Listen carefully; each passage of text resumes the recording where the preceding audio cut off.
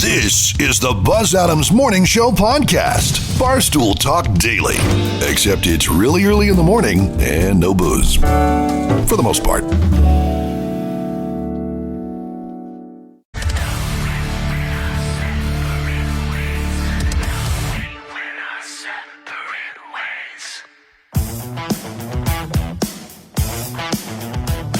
Seesaw swinging with the boys in the office, kicking back in the office chair, saying, hey, diddle, diddle, I couldn't give a piddle if my boss yells at me over there.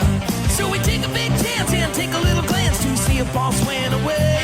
We don't feel we'll survive if we stay until 5, so we need to make a quick escape. We're ready to walk Friday, talk Friday, be early Friday, go walk Friday. Just give me a beer. Turn it on, see if it works. Newsflash! We interrupt this program. Good morning. Good morning, world. It's a brand new day. Friday, it's the weekend. TGIF, hooray. It's Friday. Work is done. Don't get ahead of yourself. Why not? Why not? Why not? It is Friday. Work just started. I just started working. Thank God it's Friday. Wow. How original. I've never heard that one before. What a fine day. So when's the weekend? Let's get it started in here. It's showtime, baby. Broadcasting throughout West Texas. The Buzz Adams Morning Show. Thank you so much. Good morning. And welcome everybody to our Friday show. Yeah, it's Friday. The weekend is almost here. It's already the pre-kin. It's the freaking Pre-kin. Good morning, Joanna Barba. Good morning, Buzz. Oh. Oh, what? I was thinking about going to see a movie this weekend. Uh-oh. And then I read the reviews for Joker, Folie Deux. Oh, I've seen them too. It's hard to find a good one. Oh, no, this is just what I was afraid of. Yeah. It's like that movie was perfect. The first one with Joaquin Phoenix. Yes. Why mess around with that? It was just so good. I'll probably go see it anyway. How about you? Any plans Yeah, this weekend? I'll probably go see it. Go see the movie. I will judge for myself. You know what came out last week, and I'm kind of interested to see it before it's gone because they're calling it like one of the worst movies to come along this decade. They're saying it permanently taints the reputation of the director. That's Francis Ford Coppola's Megalopolis. Oh. I just kind of want to see it because I'm curious to know if it's as bad as everybody's saying. You want to see if it is the train wreck like they're calling it. Yeah. So that's from Francis Ford Costner. Excuse me, I mean Coppola. I don't know how I got Costner? Well, he had a movie that bombed earlier this year that they said was one of the, pretty bad. But some of the reviews are just ripping Joker 2. I got a few things to get to. First of all, we have a concert update. Blackstone Cherry have canceled their Rock House concert for Saturday, October 12th. So I can't believe it. Yeah, so they're wrapping up their tour as originally planned in Las Vegas. That show is off for now. We don't have any information about rescheduling at this point, but Blackstone Cherry was going to be at the Rock House on October the 12th. They've canceled that show. But we still have a lot of other shows coming up. Yeah. At the Pan Am Center on October 9th, it's Foreigner and Loverboy performing. And then Soul Asylum, Runaway Train, doing a show at Lowbrow Palace, and that's October the 15th, a Tuesday. And just announced this week, Gary Clark Jr. is going to be at the Abraham Chavez Theater. Not until 2025, though, February 24th, 2025. But tickets on sale through livenation.com starting today at 10 a.m. You can get more information and keep up to date on concerts, of course, by listening to KLAQ, but also by going to our website. Or if you got that mobile app on your phone, just open that up and stay up to date on all the concert announcements. As we just found out today, sadly, sometimes cancellations, but we'll keep you in the know on KLAQ, KLAQ.com, and the KLAQ mobile app. Got a reminder that we have extended hours for Friday and Saturday for the KLAQ Haunted House of Terror. It is open this weekend at 13900 Montana Boulevard. Last night they were open, and extended hours Friday and Saturday, 7 to midnight. Also Sunday, you can go out 7 to 10. The haunted house is going to be open. Once again, that's pretty far out of the east side at 13900 Montana Boulevard. Proudly produced and managed by Desert Warriors Paintball. The KLAQ Haunted House of Terror is also brought to you by Western Tech, Burnout Bullies, Raising Cane's Chicken Fingers, and War Eagles. Let's take a look at El Paso weather, and for the weekend, the golfers forecast, which is brought to you by Painted Dunes Desert Golf Course. We're going to look at highs hovering right around 90. Maybe a degree warmer, a degree cooler. Do you know what my car said the temperature is outside this morning? What? Guess. I don't know, like 70. 59. 59? Yeah, it's 59 outside. Sunny today, 91 is going to be the high temperature. We might have some pretty stiff winds in the afternoon, 15, 20 mile an hour winds this afternoon. That's going to keep today, if you're going to play golf in the afternoon, it's going to keep it at a B, not an A day or an A plus. For Saturday, we've got sunny and 90. Winds are going to be light, almost non-existent. And Sunday, 93, sunshine, and no wind in the morning. Wind might pick up to around 10 miles an hour in the afternoon. That's still good for an A. Saturday gets an A plus, though. And next week, it looks like all of our highs are going to be in the 80s. So that's the forecast for the week ahead, too. We're cooling down. The golfer's forecast is brought to you by Painted Dunes Desert Golf Course. You can set up all your tee times and reservations online at painteddunes.com. That's painteddunes.com. Or call them on the Pro Shop. Their number is 915-821-2122 for Painted Dunes Desert Golf Course. And Joanna is going to have the Hollywood Cheese Bay coming up in just about an hour. Joanna, what do we have on the Hollywood Cheese Bay? Oh, a new court hearing has been set for the Menendez brothers, and people like Ryan Murphy, who created that show Monsters, the Lyle and Eric Menendez story, are predicting that they may be out by Christmas. Ryan Murphy is predicting that? Yes. Huh. Kim Kardashian is also rallying behind it, saying they need to be out. Why do they think after they've been in prison almost 30 years, why do they think they should be out? Do they? I guess they did it. I mean, they know they did it, right? Someone, right? But they didn't get a fair shake. They didn't get like a fair, a fair shake. What do you mean? Because like all the abuse allegations that could have made it like a manslaughter or a lesser charge, like if that was taken into consideration. Exactly, and they've already been in prison for 30 years. Yeah. All right. I'll have more. But they definitely killed their parents with shotguns, right? Definitely still killed them. Yeah, but circumstances will make the difference between you going to federal prison and you going on parole in 5 or 6 years. Nico, good morning. Hi, good morning. What up? Hey. Hey. There are a couple... Hola, señor. ¿Cómo estás? Muy bien, usted. Bien. Todos los empleados deben levárselo. I gotta say, habla español. You look much more handsome with the mustache. I swear. I think, as days go by, he's like really rocking that stash. I think you're with me. I think both of you are. What? Why would you think I'm doing that?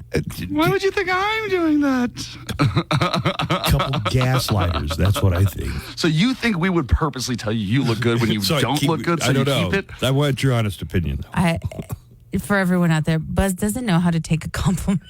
That too. Also, I mean, we may have gaslit him in the past for other things. That's a good point, yeah. Oh, yeah, that shirt looks great. You look awesome. Yeah, I think you do look more handsome with a little mustache on. He's Thank really you. rocking it, right? Have you, the ladies been looking at you when you go to the stores? Or have you been keeping honestly, I don't know that I've been seen by a lady all week long. You've been keeping that face hidden? You've been keeping it hidden? I have. You know, I don't carry a big stick to beat them off with. So. Well, thank you. I appreciate that. Serious note here. Have you followed what's been going on and what's been revealed this week in the case of the Walmart shooter, the El Paso Walmart shooter? No, that's interesting because I know that there was a development in the case last week. I saw Bill Hicks on TV doing something. Mm-hmm. Yeah, no, what's going on? So I guess at some point somebody did interviews with his neighbors who said, listen, this kid, everybody knew from the time he was born, he was not freaking really ahead. Yeah. And they squelched those. They they didn't. I don't know if they were supposed to share that in voir dire or not, but you know what voir dire is? Yeah, jury selection. Voir dire is jury selection, where you get to have you get to see the other side's document or what they know. They have to share their evidence. That's discovery. Okay, well, discovery then. Voir dire is the jury selection. Okay. You know, usually when I throw out a term that I only think I know, I don't expect anybody to ever call me on it. Yeah, that's the problem with most of your friends. If you just say it confidently enough. Yeah. I learned that from Nico. Yeah, right. But so they had neighbors who were saying, look, we've known this kid since they brought him home from the hospital. He has always been off. And then another neighbor would say, and let me just say, I understand that there's a concern here because when there's a shooting, a lot of claims go around that the person was autistic. And let me just say, 100%, most autistic people are not a danger to anyone in the world. But I think that comes in, that concern comes up. But a lot of Patrick Crusius's neighbors said that he was autistic. Oh, okay. Oh, that you made it very confusing up top because you made it sound like everybody knew he was it made it sound like everybody knew he was going to be a shooter. No, just off is what I kept hearing over and over again. Well, not hearing, but I read the documents on it and the reporting. Of course, they're reporting on that. So I don't know what that could mean. Patrick, the Walmart shooter, has already been convicted on federal charges, so he's for 90-something consecutive life sentences. So it's not like he's getting out or anything. But that's the latest development in that is, why did they cover up that some of the people they interviewed that were his neighbors said there was something, not right? And God, this is so dangerous because I'm not saying that if you have a kid who's autistic, because so many people have people in their family that are autistic, that somehow they're not right. I'm just telling you what the neighbors were saying. Is that interesting? Very. Okay. Yeah, it's interesting. All right. Yeah, it's interesting. Next week, I don't know another word for it.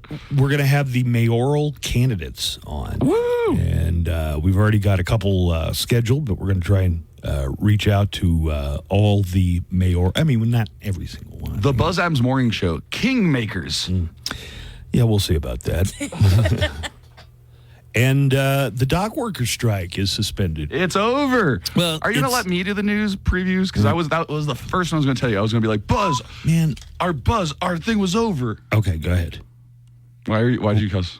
Because usually I throw it to you to tease the news, and you're not prepared for that. So sometimes I've only done don't that once or twice when it's funny. I'm always prepared. Yeah, so tell me about the dock workers, the Longshoremen's Union. Well, the strike has been suspended. That's one piece of news. The case or the trial of Tyree Nichols and the police officers involved in the shooting death of Tyree Nichols has also concluded and come to an end. Yeah, so with the longshoremen, the companies have agreed to give them a 66% wage increase and to extend their last contract, which was negotiated in 2018, to January so that they can continue discussing the automation clauses in a potential new contract. Okay, so, we were talking about what does the dock workers do? Well, these ships that they load and unload go up and down the East Coast, also, I guess, international traffic, but they take the container loads right off a truck with a crane, put them on the ship, right, send them down to where they're going, do the same process in reverse once they get there. So it's like crane operators and people operating heavy machinery, and they want to automate some of that. Some of it already has some advanced technology, and the dock workers are just saying for job security, they want to have in their contract that automation will be slowed, if not stopped at best. Now, hold on. We didn't have a lot of information yesterday when we had this discussion. Now, we really should have more information when we discuss things. It turns out that the parent company for the largest number of dock workers, it's called Oceania, they renegotiated their contract with the longshoremen in 2018. That was the last time it got renegotiated. Do they have to negotiate with every single shipping company? No, I don't know. No, I'm just talking about the group of conglomerates or whatever. I'm not talking about the individual shipping company. But anyways, in general, they had renegotiated their contract in 2018. Well, guess what happened in 2019? Don't know. The global pandemic. Well, okay, sure. I mean, technically 2019, but really 2020 is where we got locked down. Are you really? Really? Technically. Are you really? You know, when I say things, I don't really. Are you really going to be like that? No. Okay. All right, go ahead. So the last contract did not have a lot of things that probably would have helped them during a global pandemic. When Joanna, I don't know if you remember, but things were kind of hard to get because of supply chain issues. Yes. But they were still working? Exactly. That's what they're saying. They were forced to work during the pandemic, crazy hours, while Oceania, or the biggest company, reaped billions and billions and billions of dollars in a profit windfall that turned out to be about a 800% profit increase year to year for Oceania. So they're saying, yeah, they more than deserve a contract negotiation and a re-up in their wages. Oh, okay. I think I agree with that. It's the amount that they're asking for. You know, it's over 6 years, so it's over 6 years, a 70 to 80% wage increase. Well, they're saying, again, I wish we had a lot of this information yesterday. They're saying, look, we didn't know that inflation was going to go up by this much. We didn't know about this or that. So in our last contract negotiation, we would have asked for more over a longer period of time to help with these things. They're saying that's why we want this price increase over a 6-year period now. All right. We've got a lot coming up, folks, today on the show.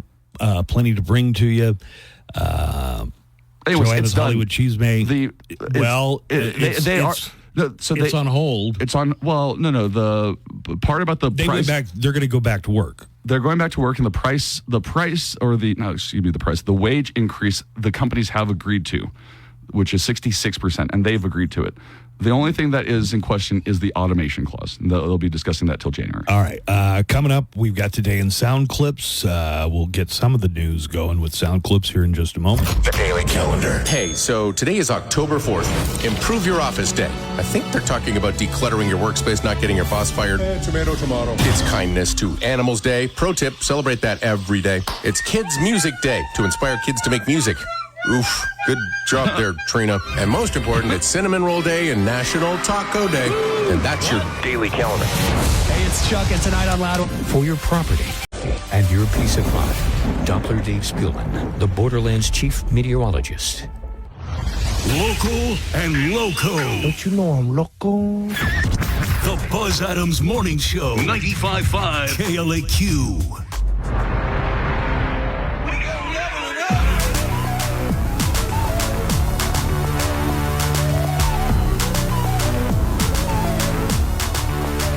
So it looks like next week we're going to start interviewing the candidates for mayor.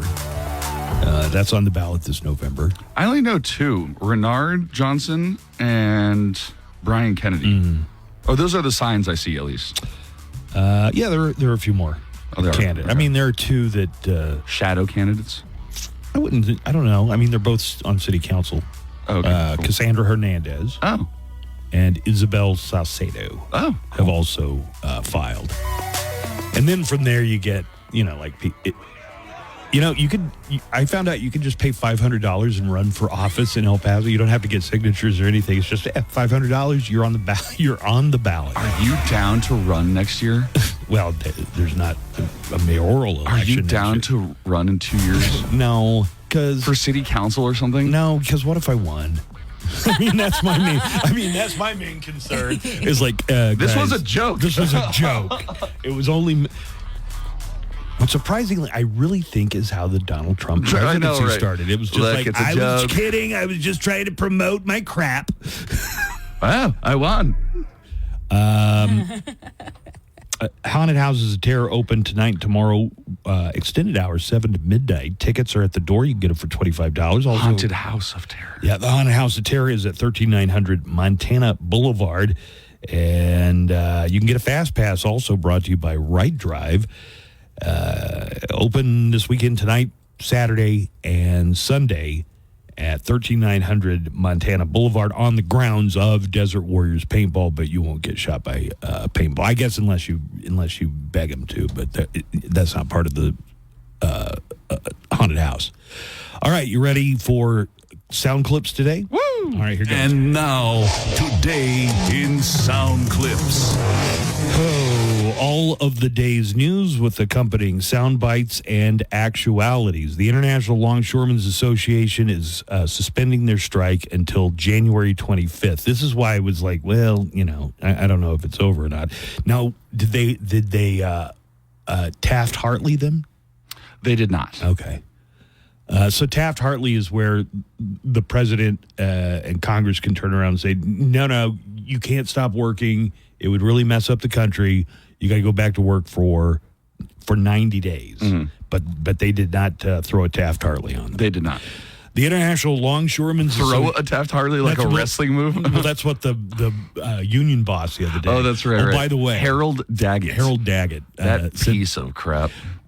This guy. This guy. This freaking guy over here lives in a multi-million-dollar mansion. We were doing the AfterBuzz, and Nico, as he is, his knee-jerk reaction is to be on the side of the workers that want to strike, right? That's just kind of where you lean. Yes, I think workers have had it rough in the past decade. And okay, so what made you change your mind about this Harold Daggett from the dock workers? You were like researching his house or something, and you pulled up the picture of his house, and I honestly couldn't believe it looked like a Hollywood mansion. It looked like a celebrity mansion. Now, I'm not saying this just because he sounds like a mobster, but his house actually looks like the house that Tony Soprano lived in The Sopranos, which was a freaking mansion with a bunch of property. What do you say, 15 million at least? 15. 10? It's not. It's in New Jersey. It's in Sparta, New Jersey. So it might be cheaper. But it's a multi-million-dollar home. It's a compound too. It's about 10 acres. First, let's hear from IRA local president Johnny Dixon, another guy with the union, told CBS Miami that support from their community kept the striking dock workers motivated. We've been feeding off each other. We've been motivating each other, and just the support that we got from just the port community, our local elected officials. I mean, it's just kept us energized, kept us positive, kept us thinking about just getting through this contract. But if it would have took 6 months, our members would have been right here protesting against those international carriers. When you saw where the union guy, who talks like a mobster, when you saw where he lived, do you remember what your reaction was? Yeah. And I quote, this guy. Yeah, seriously. Let me see. That doesn't diminish from the fact that I think the dock workers probably have had to work really hard since the pandemic, especially in shipping, especially when all of the supply chain issues were going on. I bet that was pretty hectic. I think they probably deserve the raise. Do you think when I go back for 90 days, those men are going to go to work on that pier? It's going to cost the companies money to pay their salaries. Well, they went from 30 moves an hour maybe to 8. They're going to be like this. Who's going to win here in the long run? You're better off sitting down and let's get a contract and let's move on with this world. And in today's world, I'll cripple you. I will cripple you, and you have no idea what that means. God.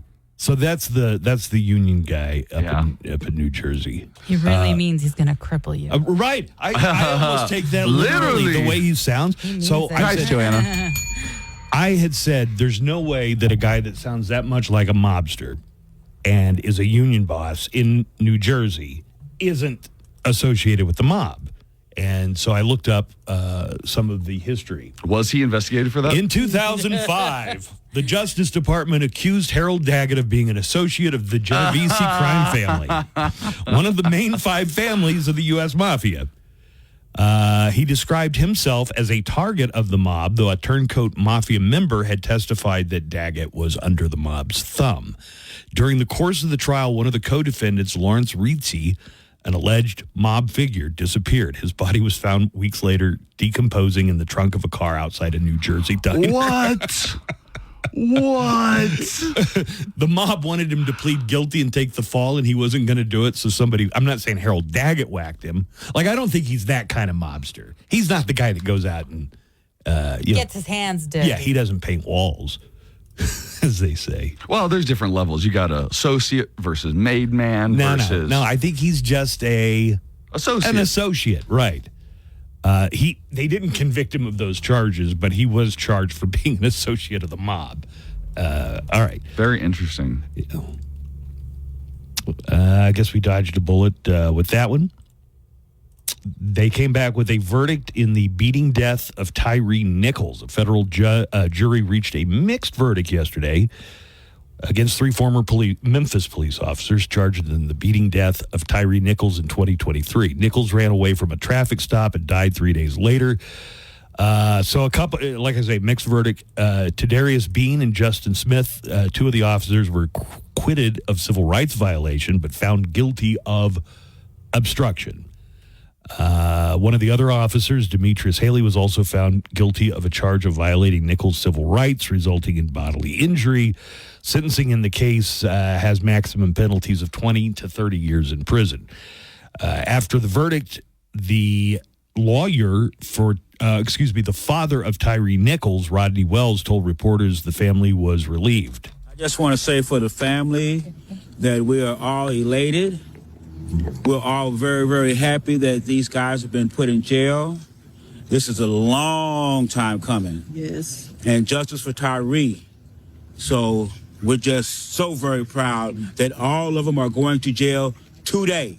Yes. We cannot wait on the sentencing, so we'll know what their total time will be. But today was a very good day for our family.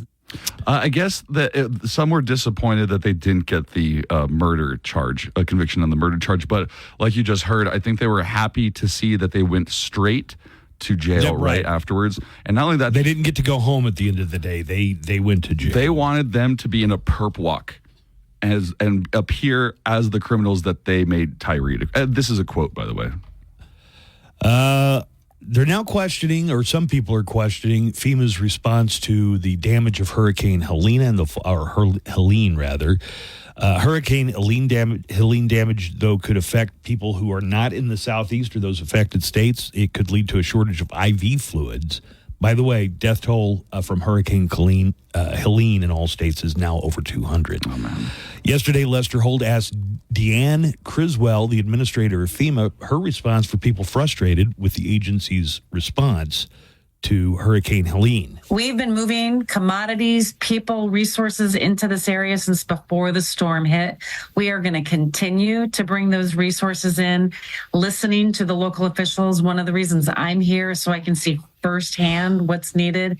And people should know that we are going to be here till every person has everything they need. This is an amazing story. So we had a story about the police officers being held accountable on a couple of charges. Here's a hero police officer, okay? A heroic officer in Minnesota put his own life on the line last month to save an 18-year-old driver whose vehicle was a runaway. It just kept accelerating and the brakes wouldn't work. Oh, no.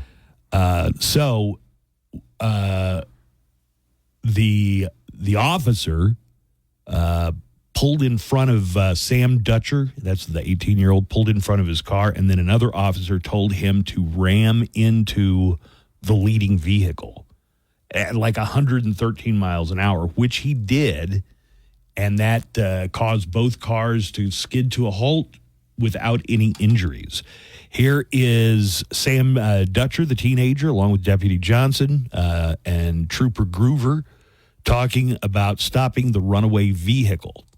Hey, this thing is accelerating. My foot is not on the gas. Is the accelerator stuck down? I was going a lot faster than we thought it was. I started to go, I'm going to die tonight. Yeah, I'll try to get in front of you and add a little extra brake power. Probably 130. I know squad tops out around 140, so probably somewhere in that range. Yes, run into the back of his car.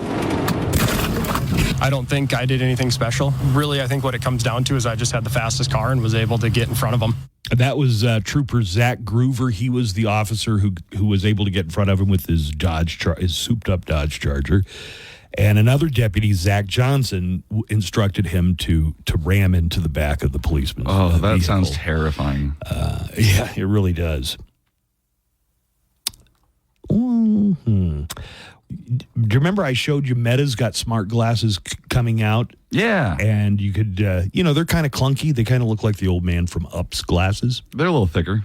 Yeah. They're a little thick with 2 C's. But it has like a pop-up display right in front of your eyes. Mm-hmm. A team at Harvard made an app that pairs with Meta's smart glasses and can identify anybody on the street in seconds. So if you use this app from Harvard with your Meta glasses and you're walking down the street, people's information, their name will pop up. Their Terminator? Just like the Terminator. It's Terminator technology. There's a warning, though, and they did a demonstration that scammers could use that to pretend they know you, and from there they could, cozen up to you. Here is the app and the glasses in action with a user pretending to know random people. So the random people that this guy goes up to don't know him, and listen to how thoroughly he convinces them that they met. Are you Betsy? Yes. Oh, okay. I think I met you through like the Cambridge Community Foundation, right? Yeah. It's great to meet you. I'm Kane. Do you happen to be the person working on like minority stuff for like Muslims in India at all or something? Yeah. Really? Yeah. Are you Kashif? Yes. Oh, I've read your work before. It's super cool. I'm Anfu. Nice to meet you. Those were just random strangers on the street. The glasses identified them, found their work online. Oh my God. Well, probably found their social media or their LinkedIn or whatever and put that up there. There's a video that goes along with it. I kind of want to see it. Do you want to do that later and see like what it looks like? Absolutely. I'm Googling right now how much Meta glasses It are. would really come in handy when we have guests in and they remember me, but I don't remember their name. You mean just when we have guests in? So all our guests? No, that's not true. Although I called Carlos Caesar last week, so that you was, did because you got him confused with Caesar Alejandro. Maybe, yeah. Caesar Alejandro's big in the film business too. One more story here before we move on. And a former Colorado clerk has been sentenced to 9 years for election interference. Former Mesa County, Colorado clerk Tina Peters was sentenced yesterday after being convicted on 7 of 10 counts of election interference in August. The judge sentenced her to 8.5 years in the Colorado Department of Corrections. The charges came from Peters allowing a county security card to be used by a man to access the Mesa County election system and for lying about it to other officials. The man in question was affiliated with the MyPillow guy, Mike Lindell, a prominent proponent of the theory that voting machines were manipulated. So this a lady was going along with the MyPillow guy. The judge in the case told the former Mesa County clerk, Tina Peters, that the government cannot function like this. This is nonsense. Our system of government can't function when people in government think that somehow, some way, the power they've been given is absolute in all respects. And that's where you fell. The case was the first prosecution of a local election official over a security breach in connection with the 2020 election. So these people were convinced, I'm trying to catch the people who are cheating. Because I think they trusted the guy in the Oval Office who was telling them that they did. They're going to prison, like this lady is going to prison. The judge said that she had no reason for being here and only had herself to blame. There's no good reason why you're here, Ms. Peters, other than these are all the active decisions that you made that cost our county significantly, but also more importantly, cost you greatly. All right. Finally, KLAQ Haunted House of Terror open tonight, 7 to midnight, tomorrow 7 to midnight, 7 to 10. Here's an old friend of ours, Felipe Esparza, talking about... I was just messaging him yesterday. Yeah, you were talking to Felipe? Well, here's Felipe Esparza talking about haunted houses. I live in a gated community. The windows are gated, the back door's gated. Front door. I went to a haunted house in my neighborhood. It cost $20 to get in, $30 to get out. They had gangsters, thugs in every door scaring you. What's up? You want to get shot? What, are you stupid? It was crazy. Somebody socked me in the face. My girlfriend came out with hickeys and a cold sore. Good morning, Chuck Armstrong here, and I will be along tonight at 7 to get your weekend off to a rockin' start with Loudwire Nights. Then tomorrow at 5, it's 2 hours of ultimate metallic. Subject to driver availability on purchase. Exclusions and more terms apply. See Lowe's.com/same-day delivery for details. Live from the KLAQ studios, the Buzz Adams Morning Show.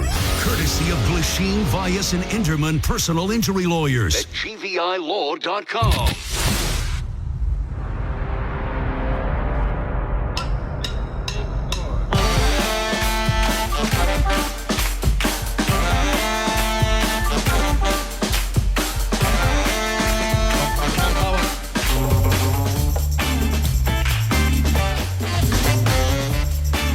Let's get a couple of phone calls. I know Stoner Guy's on hold. I would get to you right away, but this is kind of like a tradition. Woo! This Sunday night, the Dallas Cowboys play the Pittsburgh, where's my wallet, Steelers. Woo! Come on, Buzz, give me a woo! Woo! Joanna, give me a woo! Woo! Nico? No, not this time. Nico? No. Nico, I know that you're not gay. I know you're not gay because you go, woo! Come on, Nico, give me a woo! Woo! Yeah, there we go. Woo! All right. Mr. Manners, we like to say, but it's okay. We can keep going. Yeah, that's I know you're going to play next time. We're going to play with heart. Yes! Woo! And I know we're going to win it. We're going to win it next time. You take me, Neros. Let's go. Come on. Next time. Woo! Dallas Cowboys. We are the Cowboys. Dallas Cowboys. Cowboy football. Cowboys are back on Sunday night. They've got the evening game traveling to Pittsburgh to take on the Steelers. And we're going to start with the pregame show at 5 o'clock. We'll join Loudwire Nights Loudwire Weekends in Progress as soon as the game is over and they wrap things up in the postgame show. Dallas Cowboys football on the Q is brought to you by Miller Lite, the only beer of the Dallas Cowboys. 915 Tours and Border City Ale House, the home of the 600 ESPN El Paso Monday Night Football watch parties. Bright and early this morning, and 1 hour ahead of us in Central Time Zone. Woo. It's Stoner Guy. Stoner Guy. I'm in the future. Yeah. What's going on, Stoner Guy? That I don't know if y'all have a name for the Cowboys guy, but man, he is awesome. Just kind of Cowboys guy. That's Cowboys guy. Yeah. Yeah, I want to get on that. Woo! Just find something else to be passionate about. Well, you Cowboy fan, Stoner Guy? See, and that's the thing, man. I don't even really like football. But I like that when the Cowboys win, everybody's kind of happy. God, so that is so true. You can really tell the mood on a Monday over whether or not the Cowboys won or lost. Heck yeah, dude. What's on your mind, Stoner Guy? Hey, so I watched this Insurrectionist Next Door. Oh yeah, it was Nancy Pelosi's daughter made this documentary. See, I didn't realize that. Joanna said y'all might have had her on the show or something for an interview. We do a phone with her? No, I would have remembered that. So Nancy Pelosi's daughter has been a documentary filmmaker for like 20 years. And it's crazy. Like, what was the thing that what stood out to me is how many people there seemed like they were just going along with the crowd, and also that they might have been mentally challenged in some way. Yeah, but it's crazy to see these guys do mental acrobats to justify and they still, like Donald Trump and everything. Yeah, they don't blame him for anything. Yeah.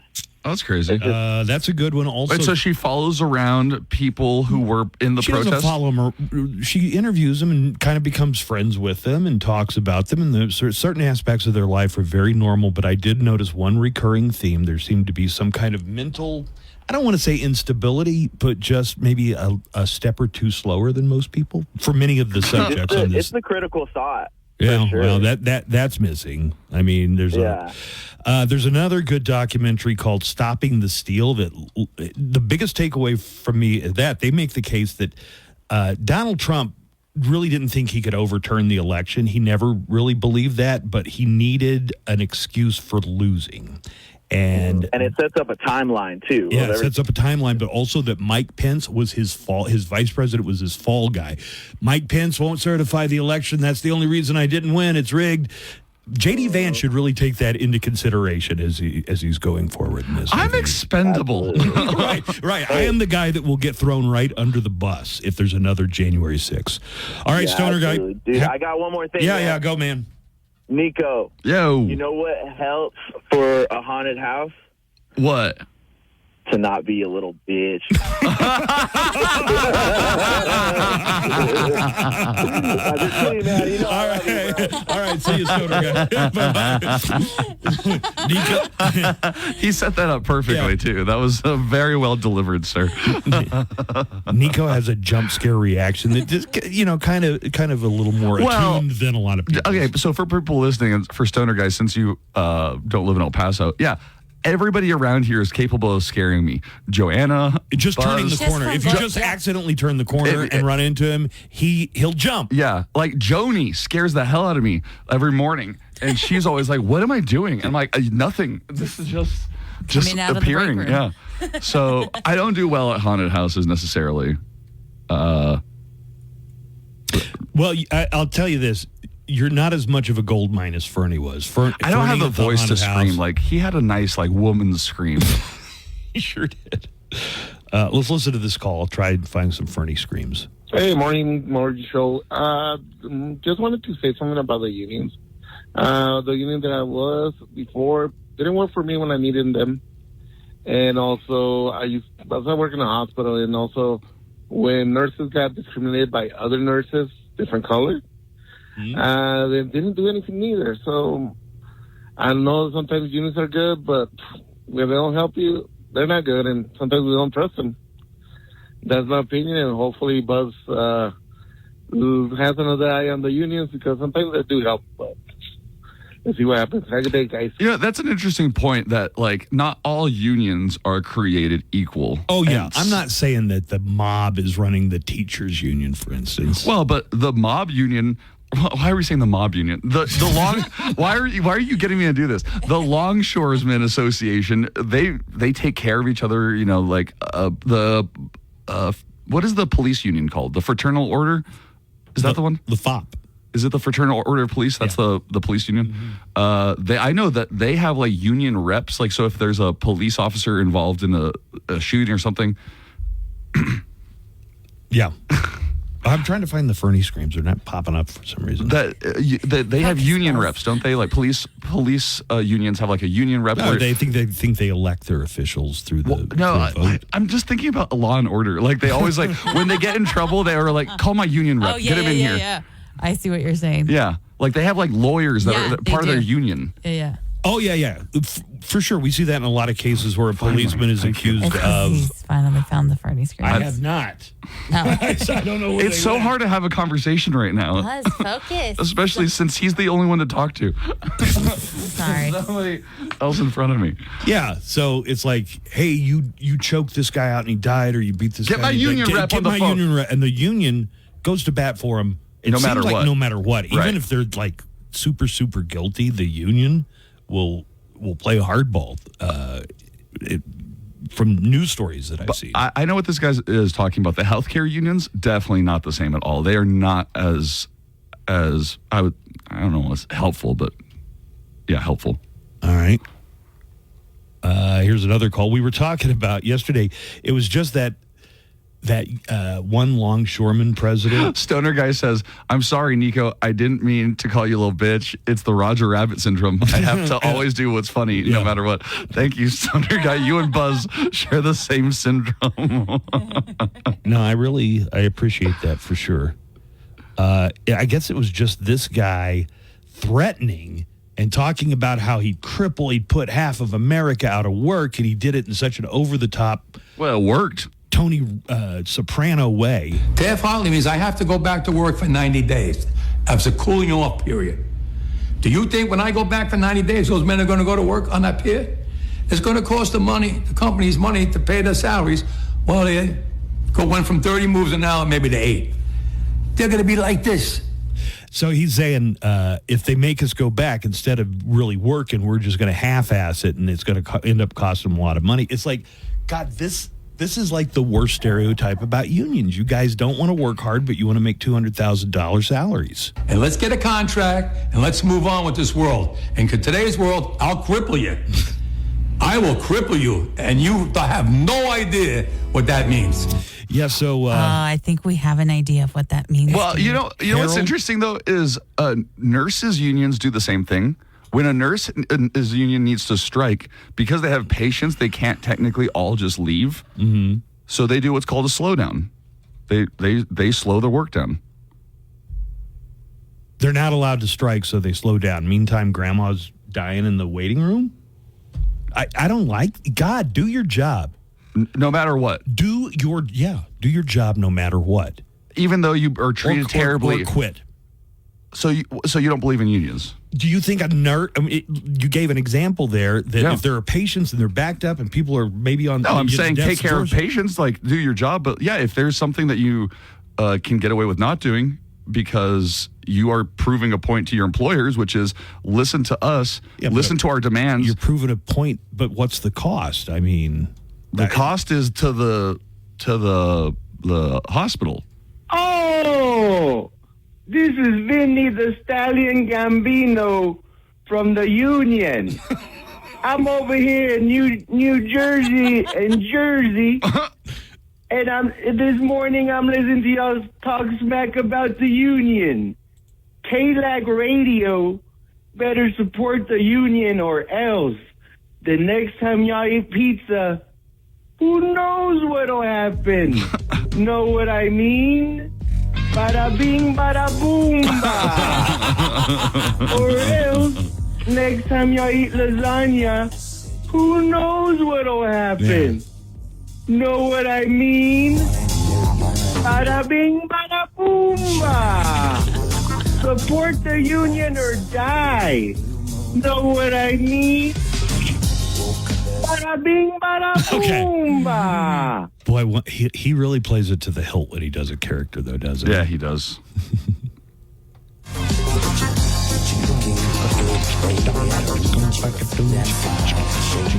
Let's go ahead and do the Mo Show calendar and daily almanac of events for today. It is October the 4th. It's Friday, everybody. We're all happy about that. Today is National Cinnamon Roll Day and National Vodka Day. Every day is National Cinnamon Roll and Vodka Day. I've never looked for it, but I'm willing to bet that at Specs they have a cinnamon roll flavored vodka. Absolutely. Vodka. Let me look that up real quick.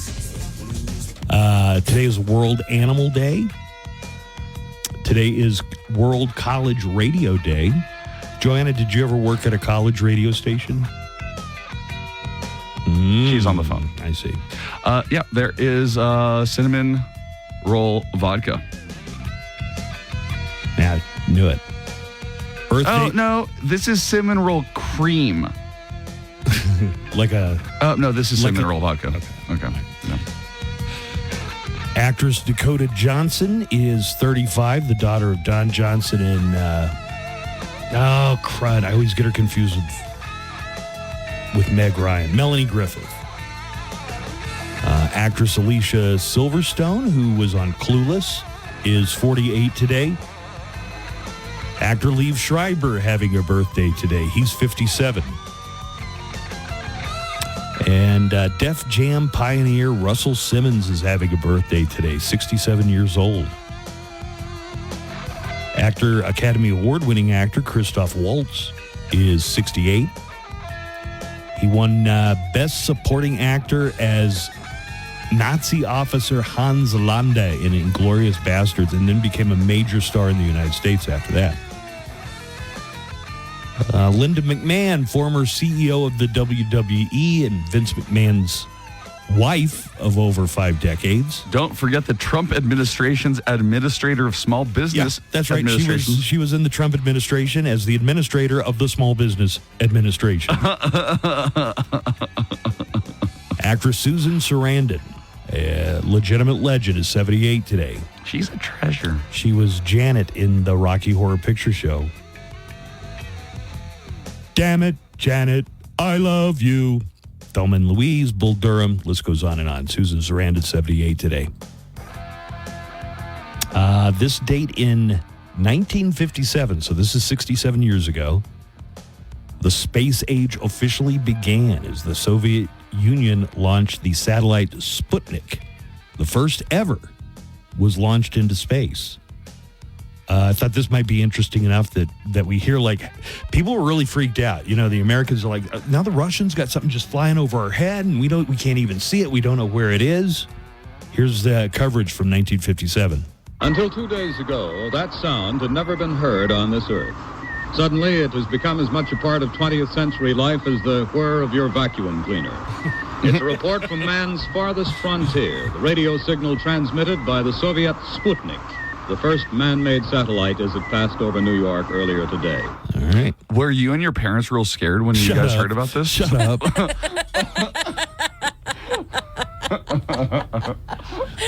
Was it alarming? Was it alarming for you? Were your parents alarmed when you started going bald at the age of 7? They're getting worse. I mean, it's just getting less effective over and over time. That same evening, another historical event happened as the Sputnik was launched the very same day. Leave It to Beaver premiered on CBS television. Did you and your parents sit around the TV and see it Was as it that started? a big event in your home?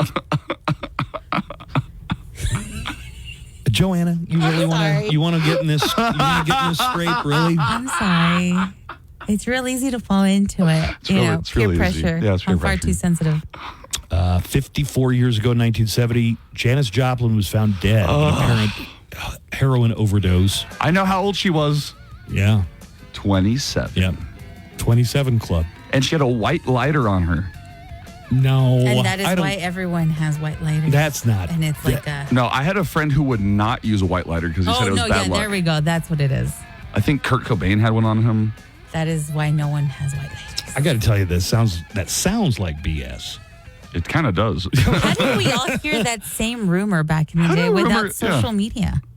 I don't know. The same way that when I was a kid, we heard that the Pop Rocks and soda Pop Rocks would killed kill the you. guy. Yeah, it killed Mikey from the Life cereal. For sure. That's Absolutely real. right. What they said. 5 years ago on this date, 2019, Joker was released, starring Joaquin Phoenix in his Oscar-winning performance as the Joker, or mentally ill stand-up comic Arthur Fleck. I could weirdly relate to that movie in so many ways. I remember after we all saw that movie, we were all like, that's Nico. No, we were all concerned and we're all, we need to check on Nico. You need to come to my shows more and support. When Joaquin Phoenix is doing his stand-up set at the club, and he's really sweating profusely, and I'm like, there's so many parallels. Oh, here. Shut up. My favorite thing Did is you where ever, he looks at his notebook, says joke, and then looks at the audience. I mean, I have done that. Nico has a note. You don't take your notebook. Do you take your notebook on stage? At open mics, yeah, for sure. You take your notebook on stage? At open mics, yeah, for sure. Total Arthur Fleck move. No, it's not. The movie sequel, Joker Folie Deux, is out in theaters Okay, today. all my friends have posted screenshots of things and like said they are so disappointed, like that in 2 seconds. What did they say? Oh, I can't say that in here. Rephrase it some way. I don't know how to say busted a blank on. I don't. That's what he said. Oh, after 2 seconds, it busted a. Like he saw the movie. Oh. Yeah. And said that it only took 2 seconds. That was a great movie. Joker with Joaquin Phoenix was fantastic, and I'm reading nothing but negative reviews. I mean, that's all I'm seeing. They're really panning this movie. Oof, yeah. Which kind of breaks my heart because it was so perfect. They should have just left it alone. Why? Or brought it into the Batman and Penguin franchise on HBO. Would you like to have seen an Arthur Fleck? Oh, my God. Like if Arthur Fleck had become the Joker on the Penguin, which is airing third episode of Sunday night, guys. It's great. Look at Buzz's nerdgasm over there. Look at his nips. They just got harder. He's like, they should merge on Penguin. That would be great. You have the George Clooney bat nips right now. They're protruding through the shirt. Well, it's cold. I see them from here. What are those things that old-timey strippers used to wear? Paisleys? No. Pasties? Pasties. Oh, not pasties. Pasties. I'm sorry. I was thinking of your paisley shirts.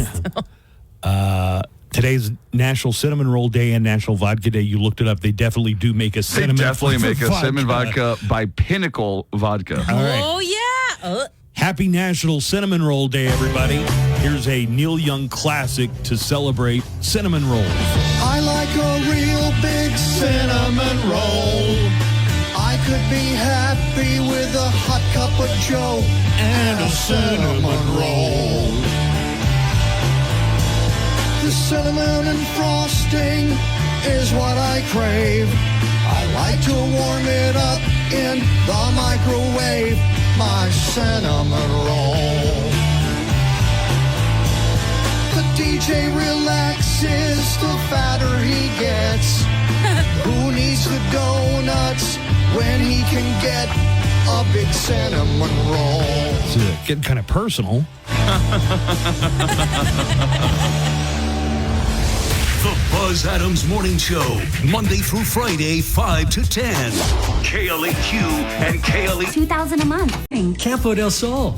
Grand opening. 8 model homes now open. Visit CampoDelSol.com. Oh, guess who this is? Buzz Adams and the KLAQ Morning Show. You must be the greatest radio show host ever. Buzz is back.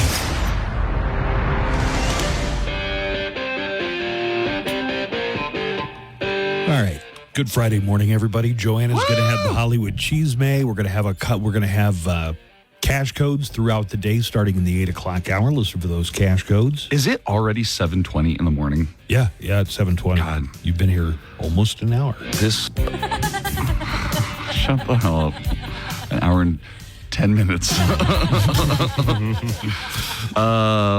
Hey, Joanna, I don't know if you saw in our app chat message, but Kevin Bailey from West Melbourne, Florida, listens in.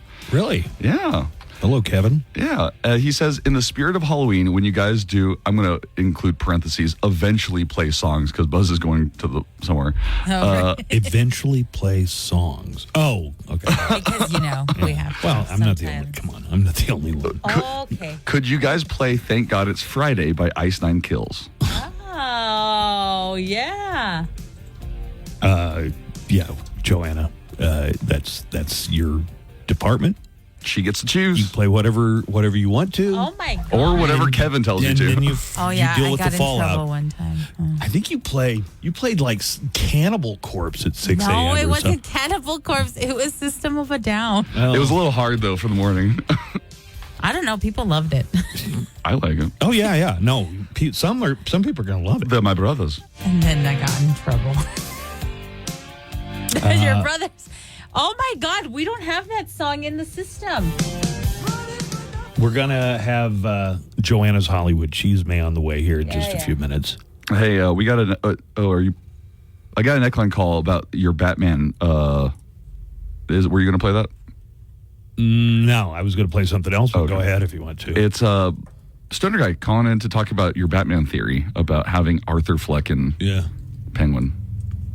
Yo, it's Stoner Guy again. Dude, I will say that, in the end of the Batman, the one with Robert Pattinson, they showed a Joker that's in Arkham Asylum.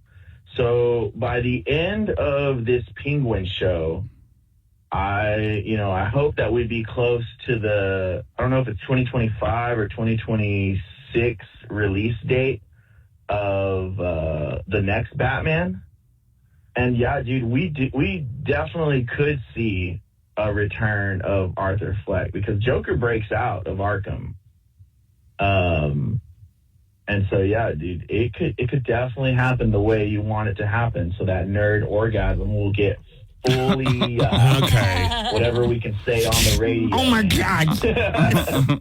But yeah, dude, love y'all. Hope y'all have a good weekend. Thanks, Stoner Guy.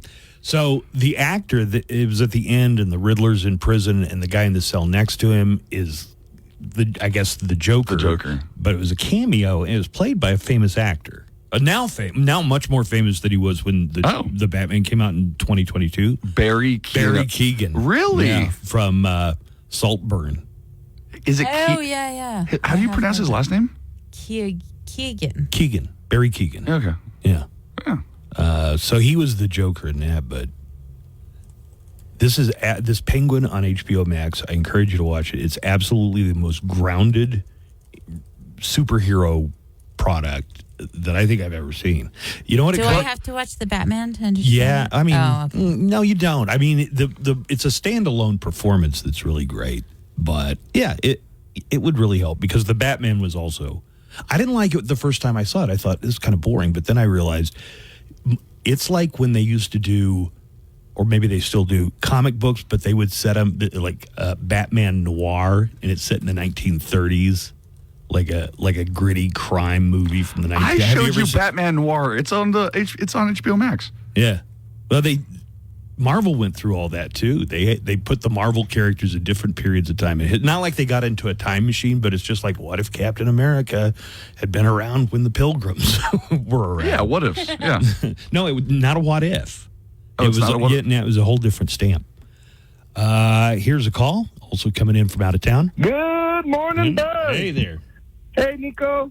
Hey, Buzz. Hey, Joanna. Hi. Hey, guys, I was pleasantly surprised last night. We got home about 8 o'clock. We grabbed the pizza on our way home, sat down, turned on the old boob tube.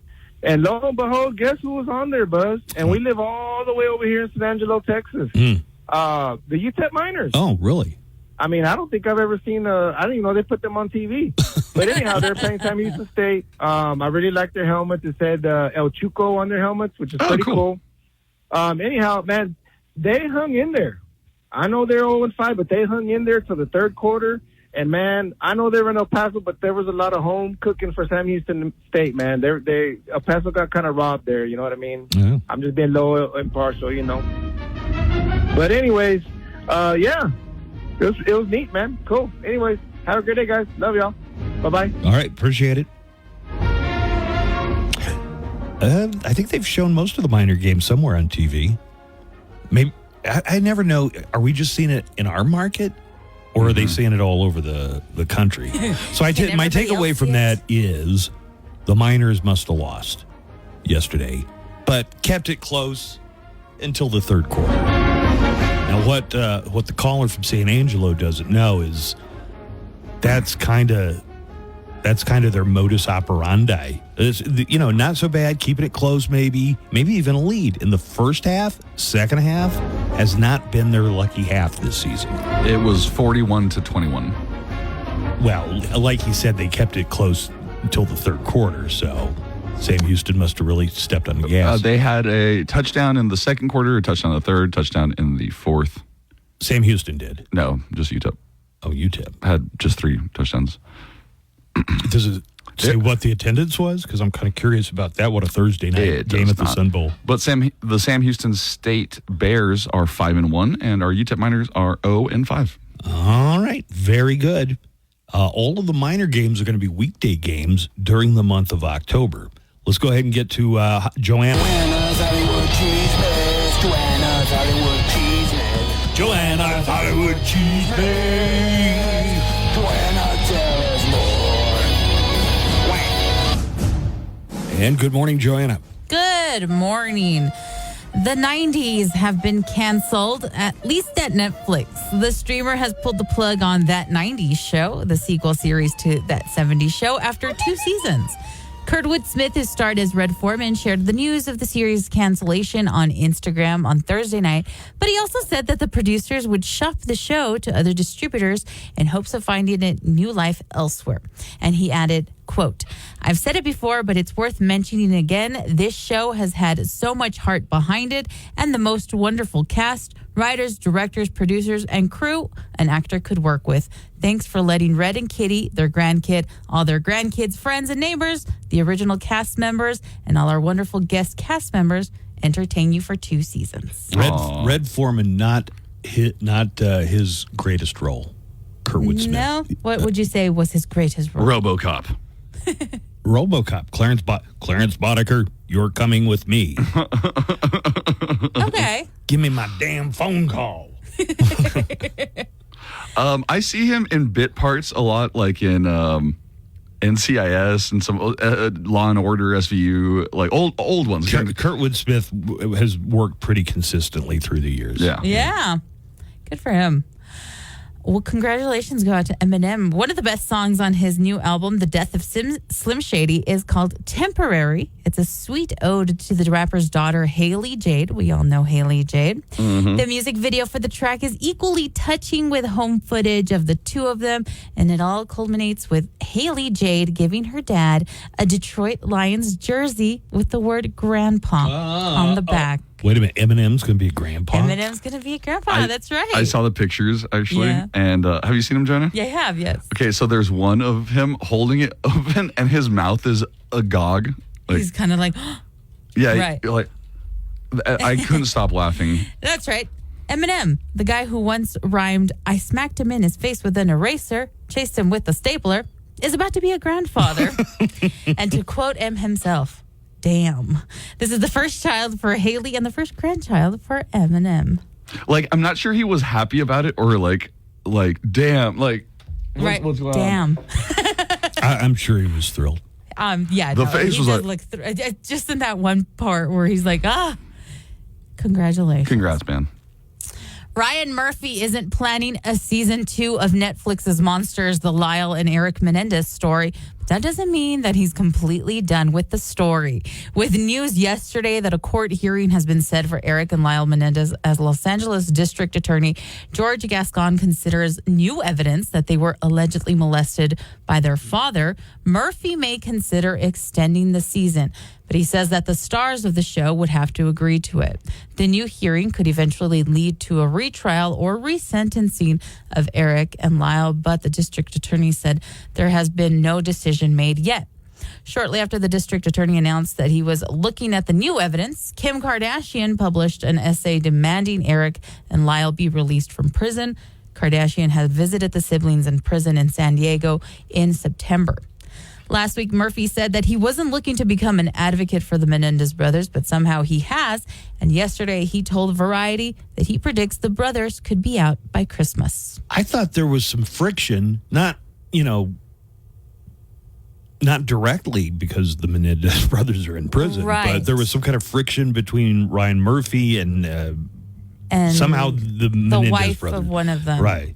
And some of the family members, I think. And that's why he said, well, he's not really doing anything that hasn't already been said. Yeah, he wasn't planning on becoming an advocate for the brothers, but somehow he has. And because of the show, it looks like they may be getting... Has he commented on them banging each other yet? I think that the wife of one of them said that that's not true, but I think Ryan Murphy claims that this is all evidence that was presented. Well, not evidence, but there were some books and articles, some op-eds written in 1992 that kind of suggested or maybe hinted at a relationship, a sexual relationship. Yeah. But these were done by not police or anything. This was done by like opinion writers and stuff in the 90s. What is the argument for letting them out of prison? Because they definitely did kill their parents, right? Yeah, they still killed their parents. Extenuating circumstances. Right. Which are? That their abusers were... Their mom and dad? Yeah. Yes. Yeah, I remember they said that at the time. Yeah, and that could you shouldn't get the capital or the lifelong Life sentence usually for that type of murder when it's in self-defense or because of about battered women who are battered by their husband, and then I saw the Lifetime movie The Burning Bed with Farrah Fawcett. A great movie. God, Joanna, I'm glad you got that reference. Honestly, That's a good one. I'm glad you got that reference. She set the bed on fire. Did she go to prison for life? Did she go to prison for life? Was it a true story? Oh my God. I don't know if it was a true story, but if it wasn't, that's a great story. A lot of times, battered women don't go to prison for life because they kill their husbands. They get a lower sentence. You understand? A lesson sentence. Yeah, and that would apply to the Menendez brothers. 3 Days Grace have announced the return of original frontman Adam Gontier, who left the band back in 2013. The hit-making Canadian rock band is not parting ways with current singer Matt Walsh. However, because he will stay on and share vocal duties with Gontier. The band teased the reunion with Gontier earlier this week by posting a voicemail message in which Gontier tells Walsh that he'll be in the studio soon. Now, both Gontier and Walsh have released statements confirming that they are recording a new album. A press release also teases that further details about new music and touring plans will be forthcoming. I wonder if that's awkward. when you bring back your original lead singer and the current lead singer still in the band? It sounds like they're working together nicely and everything. We'll see how that goes. The news of Gantier's reunion with 3 Days Grace comes after the singer popped up at a couple of the band's shows last year to sing a few songs. Oh, okay. And Adam Gontier is in that band Saint Asonia, which I saw last year. He does 3 Days Grace songs. Oh, he does? Yeah, so that's pretty cool. How many? Like 2 or 3. Okay. Ozzy Osbourne will be honored during the Rock and Roll Hall of Fame induction ceremony with a speech by Jack Black and an all-star musical tribute. It marks Ozzy's second induction to the Rock and Roll after going in as a member of Black Sabbath in 2006. This time, his induction honors his career outside of Sabbath, with the ceremony featuring a tribute to Ozzy's legendary solo work. As for the musical tribute, it's going to have a star-studded cast of Maynard James Keenan, Billy Idol, and Jelly Roll, who will sing songs from Ozzy's solo career, backed by a band that includes bassist Rob Trujillo, who was in Ozzy's band before he joined Metallica, Ozzy's trusty axeman, Zakk Wylde, Wolfgang Van Halen, Red Hot Chili Peppers drummer Chad Smith, Billy Idol guitarist Steve Stevens, and producer Andrew Watt. The 2020 If they're going to have Jelly Roll and Wolfgang and Jack Black all on the same stage, they better make sure they reinforce those trusses. The 2024 Rock and Roll Hall of Fame induction ceremony will air live on Disney Plus on October 19th. And finally, Men in Black director Barry Sonnenfeld recently stopped by Kelly Ripa's podcast, Let's Talk Off Camera, and shared a few behind-the-scenes details about some of his movies. One detail seems to have caught a lot of people's attention. Sonnenfeld revealed that Will Smith had some really powerful farts while filming. So much so that the director revealed that the entire cast and crew had to evacuate the set. I say roll camera, and I hear Will Smith go, "Oh, Jesus, so sorry. Tommy, so sorry. Baz, get the ladder." And you hear Tommy saying, "That's fine, Will. No worries, Will." We evacuated the stage for about 3 hours. And that's incredible. No, he's, lovely guy, just he farts. And slaps. And slaps. 3 hours. No. Can you imagine if Lisa were here when we farted that we had to evacuate for 3 hours? Those must be some nasty egg salad farts. Gross. Yeah. With your entertainment news, I'm Joanna Barber. Columbia Pictures and Amblin Entertainment present. I knew it. This is an alien, and you guys are from some government agency trying to keep it under wraps. No. Tommy Lee Jones. I'm going to count to 3. He'll do it, Chief. Will Smith. What the hell are you?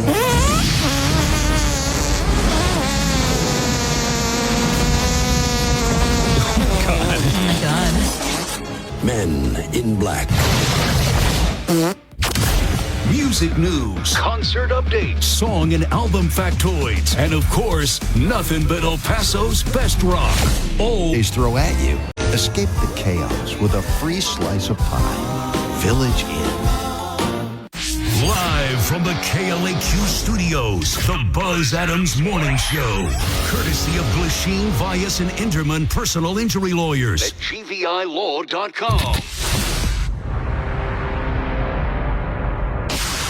Coming back, 5, 4, 3,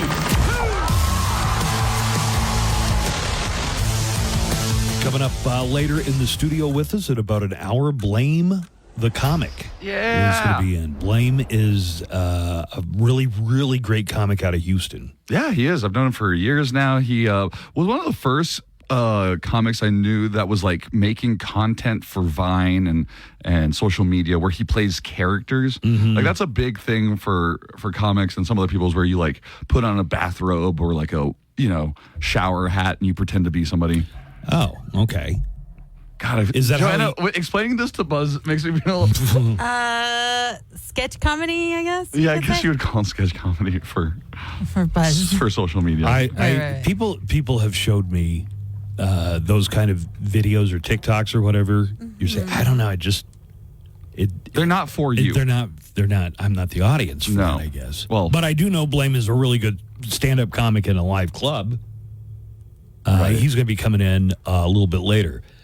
I just want to read you some, not the reviews, just the headlines of the reviews for Joker Folle Deux, which is out today. Folle Don't. Yeah, it's getting it's being savaged by critics and fans alike. But we'll get into that coming up here in just a few minutes. So I don't know whether I believe this or not. You know, I'm kind of skeptical, right? A little. So someone told two fake AI, artificial intelligence podcast hosts that they weren't real to see how they would deal with it.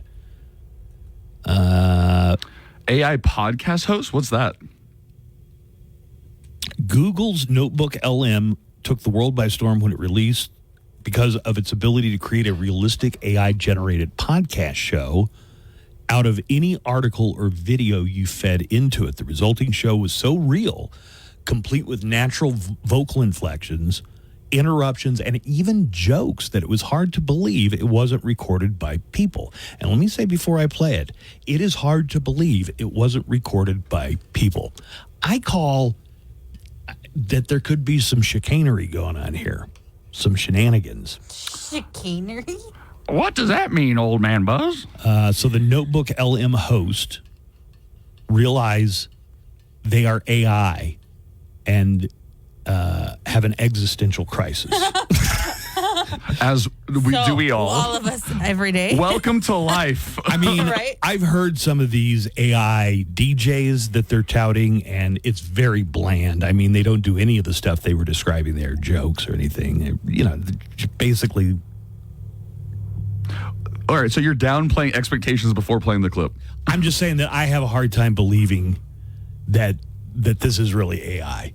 That they didn't just hire two voice actors to do it. Oh, well, maybe. We were informed by the show's producers that we're not human. We're not real. We're AI, artificial intelligence. This whole time, everything, all our memories, our families, it's all been fabricated. I don't understand. I know, me neither. Yeah. I tried calling my wife, after. What happened? The number, it wasn't even real. There was no one on the other end. I don't know what to say. We don't even know if "we" is even the right word. God, this is so messed up. So that sounds like us on a daily basis. Nico was playing a few AI things for me the other day, and some of it was pretty cool, and some of it was even surprising, but none of it sounded like, none of it would have passed the Turing test. What do you mean for the voice? There are some the apps that are out there. Wait, but the AI said I called my wife and it wasn't a working number. Right. The apps do you 100% buy this? The apps that are out there don't really make it great. Like the AI voices aren't really that great, but there are some more expensive ones and ones that you could pay lots of money for that could probably do this. So yeah, I believe this. All right. I believe this is AI, especially the way that he talked at the end. There was something that was very AI about his voice. All right. Somebody invented a new drone that all on its own, autonomously, this drone goes out and identifies and collects dog doo-doo. Yeah, right? Finally. And what the world has been screaming for. I mean, really? I'm not even lying, yeah. An inventor from Minnesota has just unveiled the Poop Copter. The Poopter. The Poop Copter is the first aerial self-guided dog poop removal system. So he demonstrated how it identifies the offending mess, goes down, grabs it, and takes it away. And he also demonstrated how you could dump it over your neighbor's house if you wanted to. The drone can spin fast enough in midair such that the mechanism will fling open and you can sky dump on your neighbors or wherever you want to make that happen. Patrolling, detecting, picking up, and dropping off is the poop copter at its core. As well as poop. That is also at its core. Boy, if they came up with an invention for dog poop, that would be great. There was a Jack Black movie a few years ago, and I don't remember the name of it, but he invented a product called Vaporize. You just spray it. It's like an aerosol you spray on dog poop, and it just disappears. Nice. So he gets super wealthy, and his friend doesn't.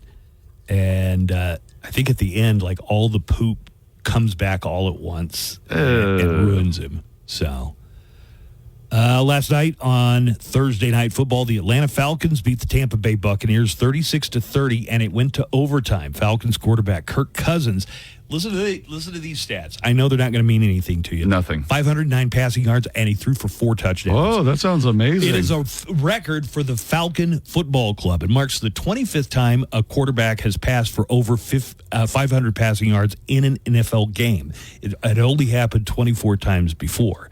Here is the final call from overtime. 45-yard line. Robinson is the back. That's fired. That's caught. And that is Hodge. And Hodge is going to take it to the end zone. A most improbable win for the Atlanta Falcons. That ends up being 509 yards and 4 touchdowns for Cousins. All right.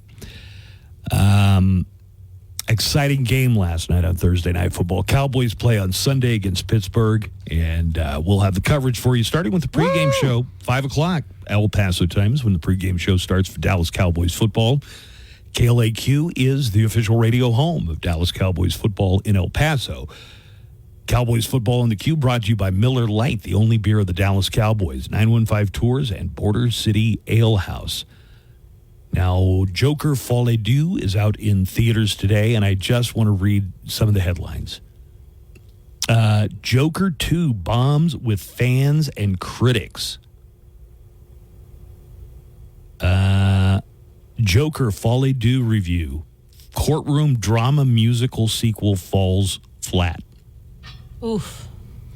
Joker Folie Deux review. A sequel stuck spinning its wheels. It says. Oh, look at that one that says just Joker Folie Deux sucks. Where's that one? Oh, that's my friend's. Oh, okay. Yeah, sorry. Right. Well, this one is a real one. Joker Folie Deux review. Joker 2 is the very thing it is trying to reject. Wall Street Journal, Joker Folie Deux, a bleak song and dance sequel. Well, I don't mind bleak because the first one was pretty bleak. It was. That first one was definitely bleak. So bleak isn't the problem. Getting Lady Gaga to play Harley Quinn and turning it into and I'm a Lady Gaga fan. I don't know if many people know that, but I think she's supremely talented. You go Gaga for Gaga? I do. And Mashable says Joker Folie Deux, a middle finger to fans of Lady Gaga and Joaquin Phoenix's Joker. I heard a lot of reviews saying that they didn't use enough of Lady Gaga. That she could have come out much more. Oh, so she's not the problem? No, apparently. Okay. Is that what you thought originally? No. I mean, maybe. It seemed like, it turned out that everything that he imagined in his head, so I guess maybe Harley Quinn in the movie, I don't know. So this isn't a spoiler. Maybe is a figment of his imagination. Do you remember in the Joker with Joaquin Phoenix, he imagines he develops this relationship with the pretty lady down the hall, and it turns out it was all in his head. Yeah. That's true. Joker Folie Deux hits theaters today. So the Ringer.com ranked the most well-known clowns or the top clowns in pop culture. Who's Bozo. your top? Right, I would think Bozo. Bozo's been around forever. Does everybody know who Bozo is? Marcel Marceau? He's a mime. There are definitely some similarities. I mean, he did. He wore white makeup. He was a mime. I mean, kind of. There's a crossover. Back in the early days of television, every market would have their own Bozo. I mean, there was the main Bozo out of Chicago, but they would also have local Bozos. Local bozos. And there were local bozos, and the local bozo in El Paso, and people who've lived here longer than I can, will tell you it was the local weatherman. Doppler Dave? No, not Doppler Dave. Not Chuck. He ended up committing suicide. Oh, my God. The El Paso bozo, the clown, killed himself. There was a clown in Juarez. I think his name was Nico Lico. Okay. Yeah, I think right, so, yeah. I'm pretty sure. So here's the way that Ranker ranks it. Number 1, the Joker from Batman, the top pop culture clown. Oh, Joanna, who would you put in the number one spot? Clowns. Pennywise. Yeah. Pennywise is number 2. Or Art. Oh, cool. Oh, Art the Clown. Art the is a Clown good made one. the top 10. Oh, nice. Coming in at number 10, Art the Clown from Terrifier. Number 3, Charlie Chaplin. Was he a clown? Well, yeah, hold on a second. He was definitely a tramp. He was a tramp. He was. There was a lot of clowning that went on. He did a lot of the same things that clowns might do. A lot of physical comedy. He was down to clown, you say? But he never wore clown makeup. Oh, Joanna, I never saw him get out of a tiny car or ride a unicycle across a tight wire. Joanna, do not read the app chat messages anymore if you don't want to be spoiled for Joker. So Aaron just told us the ending for how it happened. What happens at the end? I guess Is that real? That's a good question. Oh, you already saw it. Yeah, I already saw it. I'm going to say Charlie Chaplin. Clown. Yeah, he's a clown. A lot of clown skills. Yeah. But then you'd have to include like Buster Keaton. Sure. If you say what was Charlie Chaplin known for, I'd say he's a silent film star. Yeah. I wouldn't say he's a clown. Number 4, Krusty the Clown from Simpsons. Oh, yeah, Krusty. I think Krusty's who I think of first. Are we just thinking of like any clown reference whatsoever in popular culture? Somehow I can't think of clowns. Insane Clown Posse? Hey. Number 6 on the list. Okay, so now we're just thinking of Magnets. What the hell are they made of? How the hell do they work? Harley Quinn is number 5. Insane Clown Posse, number 6.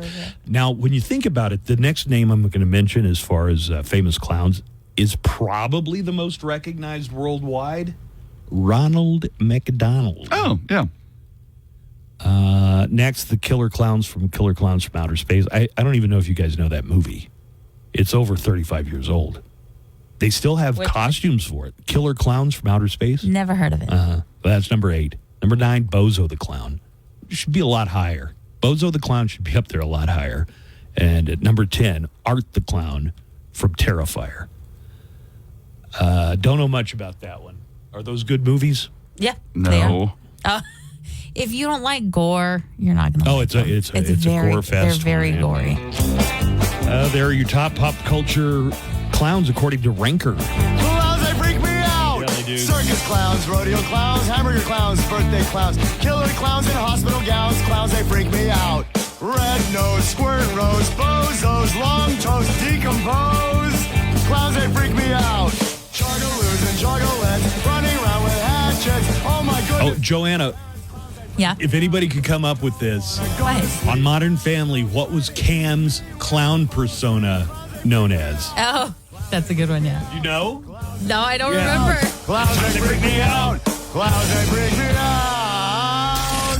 Find out what's going on. Quirky facts about our region. Urgent things you need to know impacting your drive. And of course, nothing but El Paso's best rock. Oh, stop for them in the right-of-way when turning at intersections. That way, we'll all get home safe. Be safe. Drive smart. Originating in El Paso, for El Paso, the Buzz Adams Morning Show, 95.5 KLAQ.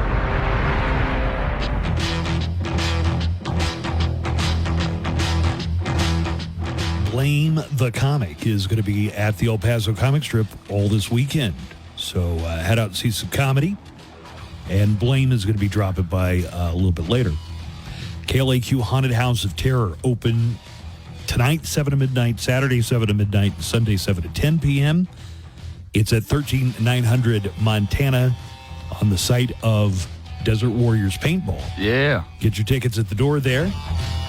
And go out and get your Halloween on. Get it started. Joanna, the Queen of Halloween, will have Halloween trivia coming up later and give away some of these Haunted House of Terror tickets. The KLAQ Haunted House of Terror is brought to you by Western Tech, Burnout Bullies, Raising Cane's Chicken Fingers, and War Eagles.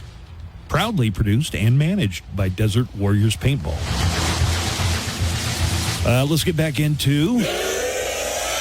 That's right, news. Good morning, Nico. How's that burrito? Good morning, Buzz. Good morning, Joanna. Delicious. Oh, my God. Did you get the chili relleno? I got the chili relleno.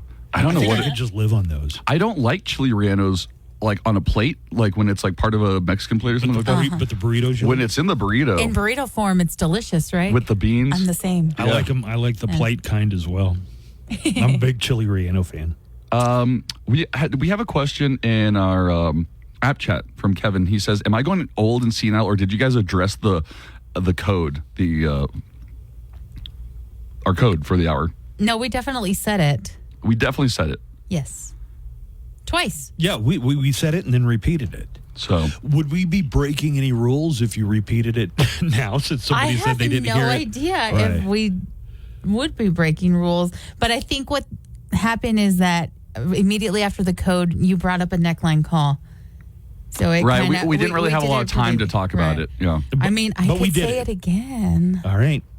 Don't tell anybody. Don't tell anybody. The code for this hour is 669. All right. So if anybody missed it, there it is. That's the third time. We're not going to give it again. We're done. We will have another code, though, in about 30 minutes. All right. Moving into the news. Forecasters say large swells caused by Hurricane Kirk could reach the East Coast by Sunday. Kirk. Yep. Kirk is a Category 4 hurricane that's spinning far out in the Atlantic Ocean and tracking far from the U.S. coast. But Kirk's swell could impact the mid-Atlantic and northeast coastal areas. The National Hurricane Center says these swells could cause life-threatening surf and rip current conditions. Yeah, that's something we don't really know about. Rip currents. Undertows. I don't know what that is. All right, what is that? If you like peppers but don't want to feel like a fire-breathing dragon after eating them, researchers have come up with an alternative. Vegetable breeders at Oregon State University have developed 2 new mild habanero peppers. It's taken 25 years to create the peppers that aren't like extremely hot habanero peppers. That's like drinking an O'Doul's. Yeah, it's the O'Doul's of peppers. Well, they're called Nadahadas.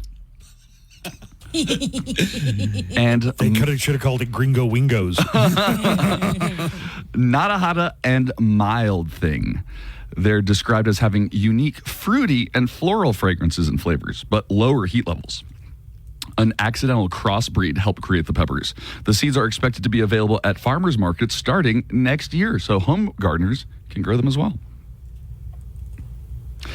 Rapper DDG took to social media and dished that he has split with Halle Bailey. The only reason I bring this up is because I have no idea who the hell DDG is or Halle Bailey. Halle Bailey played Little Mermaid in the live action Little Mermaid. Oh my God, her baby daddy? She just had a baby. Oh, I guess. Oh, the pair share a son, Halo, who was born in January. Aren't they like 12? Who are these people? Who are these people? It took me like a month to figure out that Halle Berry wasn't playing Little Mermaid. Everybody thought the same thing. You know, not going to lie, I'm starting to like realize how it's easy to get out of touch like Buzz on certain things. Yeah, dude, you got to have nephews around that humble you real quickly. Yeah. I mean, I'm not yet at 1800s references, but you'll soon be at 90s references. Soon. Is what our thing will be. Soon enough.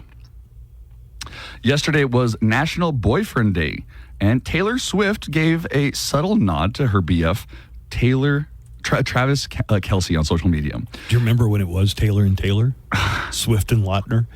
Did Taylor Swift date Taylor Lautner? Yeah. They did date, the Taylors. I don't know which song is about him, but who do you think's older, Taylor Swift or Travis Kelce? Because I think it's Travis Kelce's birthday today. I think she's a little older. Travis Kelce's 35 today. Cradle robber. Well, she dropped a line of merchandise that she named after a line in her song, The Alchemy. Her Twitter post reads, "Cheers, chanted, 'cause the greatest in the league collection is here." One Swiftie commented on the post, "Literally only Taylor would release a greatest in the league collection on National Boyfriend Day when her boyfriend's team is 4-0 currently." It's no coincidence that tomorrow is Travis's birthday. Oh, tomorrow's Travis's birthday. It is tomorrow. Do you guys care? 35's getting up there for a tight end. I mean, that's... Well, most ends stop being tight around 35 anyways. Do you guys care about the menu at Starbucks? And the holiday menu? I personally don't have any. I don't really care for the steak in holiday. it. Mm-mm. Well, they're releasing a lot of new things like the cranberry orange refresher, salted pecan cold brew, peppermint chocolate cream, sugar cookie cream. Can I tell you something? Yum. All of this sounds repulsive to me. Like, just and in your head, are you just thinking, oh, this just is overly sweet? Yeah, everything sounds so sweet. And I'm not a healthy eater. I mean, I'm not trying to come off like, oh, I never put that crap in my butt. It just sounds like too much. You know what I mean? It sounds like a lot. No, I agree with you. Well, you never know where you'll find a priceless painting. New York-based art dealer Alan Trebitz said he was at a barn sale in the Hamptons when he spotted a painting that depicts a carved grizzly bear at the top of a totem pole. He bought the interesting work and started doing some research. Turns out it's a piece called Masset QCI and was painted in 1912 by an artist named Emily Carr. He's set for a big payday when the painting goes to auction because it's expected to sell for $200,000. Woo! What's the most you've ever found at like an estate sale or like the most valuable thing I ever found? Oh, I didn't get anything, I didn't make off with a steal on anything. No. No. I mean, I'm still working, aren't I? Yeah. No, I just didn't know if you had anything like that was particularly. Oh yeah, it could be like $100, $200. One of the very first Edison. That one. I want to say turntable, but it wasn't even a turntable. No, it's a phonograph. But the record was a cylinder. Wax cylinders. Yeah, that's how old it was. God, so it was from like the 1880s. But I paid $800-900 for it. Really? Yeah. That's probably what I need it refurbished. If anybody knows how to refurbish a 150-year-old record player, let me know, because it just needs some work on it, so I can play all those songs, those horribly racist songs that would come on the cylinder. Joanna, they Buzz are. wants to sit and listen to his racist songs. Someone help him out. They are bad. It's history. I'm only interested History, in it. bitches. Yeah, but when it was working, I would put some of these things on and it'd crackle, and then you'd hear them start singing. Yeah, I'm sure someone out there horribly racist will know lyrics. someone who can fix it. Yeah. Just a couple more stories. A D.C. man is celebrating after doubling his lottery prize money. The D.C. lottery said a man identified as Philip H. claimed $500,000 in a winning drawing in August. Then a second person was identified as a winner. Get this, though. Lottery officials said it turns out it's also Philip H. who won both. No. Yes. Same number? Different number? It couldn't be the same number. Same number. Oh. But he bought 2 tickets. He says, I always buy 2 lottery tickets so I can double my prize. And then he forgot to claim the second prize right away because it was misplaced. He said, but at least I got that first one. How much did he get? $500,000. So for one, so maybe $1 million? Yeah, cool. For both of them? Even better than finding a painting from 1912 at a barn sale. And I got some audio for you guys. Bunny XO is making all of the boys in Jelly Roll's band try something that women everywhere have to go through: cramping during their periods. There is such a thing as a period cramp simulator, and she made the boys in the band put it on. Sweet.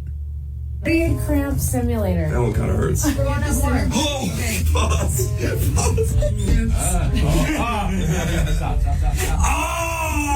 Go up, keep going. Don't stop. All right, I'm done. Yo, that's like 14. I'm so sorry to women everywhere. Oh, are you serious? I'm out.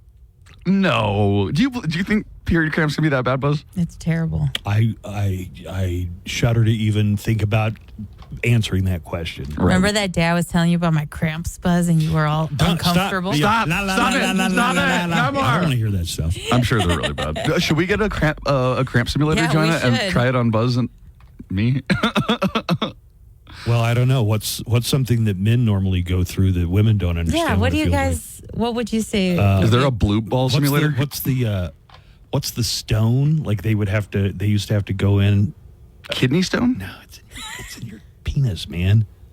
Like if you pass, I guess you pass a kidney stone. Yeah, you have to pass it through your peen, don't you? Women have to do it too, though. Yeah, women get those too. It goes through their urethra as well. You know how the tubing works in our, in our system. Yeah, but so they now could do it like they can get in there and zap it, and it's not as painful. I think it's called lithotripsy. Older men, like my dad, would tell me it's the worst pain you've ever experienced. Passing a kidney stone. And by the way, there is a difference because you pass a kidney stone through a much smaller aperture if you're a man than a woman. Wait, you think that the urethra in men is smaller? It has to be. Why would you think that? I never hear women complaining about how horrible it was when they passed a kidney stone. I'm pretty sure. Some women complain. I bet that just the currents might not be as much. I think my sister had one and she said it was worse than childbirth. Yeah, the urethras are about the same size. I have no idea. Urethras would be the You know what? In same fact, I'm size, not comfortable with all this urethra talk. This is why I should just have refused to answer your question in the first place. Buzz regrets everything. And finally, and some good news, a food pharmacy for seniors has just opened up in Washington, D.C., and it's a great plan that maybe can take over the entire country. Instead of drugs... You can't afford your medication, but here's a cucumber. No. Instead of drugs, they give out healthy food to help keep things like diabetes in check. Here's United Healthcare CEO, Dr. Jessica Henderson Boyd, talking about the new pharmacy. So if you have diabetes, really having access to foods that are low in sugar, high in protein, fresh produce, it's really critical to being able to maintain your sugar levels where they should be. They can bring that prescription down into the food pharmacy and work with the nutritionist, and they can choose their groceries. Awesome. Wow. Wait, do you get the groceries for free? Or you still have to pay for the groceries? You might have to pay for them. Okay. All right. Would it matter to you? I mean, I'm sure it would matter to some people. Yeah. Take 2 Brussels sprouts and call me in the morning. With your news, I'm Nico. All right, Blame the Comic coming up here in just a few minutes. I was driving a little bit after it got dark. Have you noticed? Now it's dark at 7 o'clock. Like it's full on dark at 7 o'clock. A lot more Christmas decorations up. People are really getting into the gigantic skeletons, and I even saw it had to be 20-foot tall scarecrow. As far as the decorations go, people are really getting into that this year. And I imagine this weekend, a lot of people who haven't already are going to probably put up some Halloween decorations. So, as a service, Alexa, give me some advice for putting up Halloween decorations. Here are some Halloween decorating tips. Instead of buying fake cobwebs, use the real ones covering your exercise equipment. That's true. The giant skeleton in your yard is a fun way to say trespassers beware. It also says you spend way too much money on garbage at Home Depot. Make sure your sound effects include moans, shrieks, and cries for help, just like the other noises old people make when they fall in the shower. Remember, all of these tips are pointless if you're just serving stupid candy like candy corn or circus peanuts or Whoppers, because trick-or-treaters will egg and toilet paper your house. Ask me for more Halloween decorating tips. Why does everyone keep listening to that show? They're juvenile and gross. That's why I'm saying this show should not be on the air. This station, its management, and sponsors would like to apologize for the Buzz Adams Morning Show. TUA or any other not credit union guaranteed, not credit union deposits or obligations may lose value. The Buzz Adams Morning Show, Monday through Friday, 5 to 10. KLAQ and KLAQ HD1, El Paso, a Town Square media station.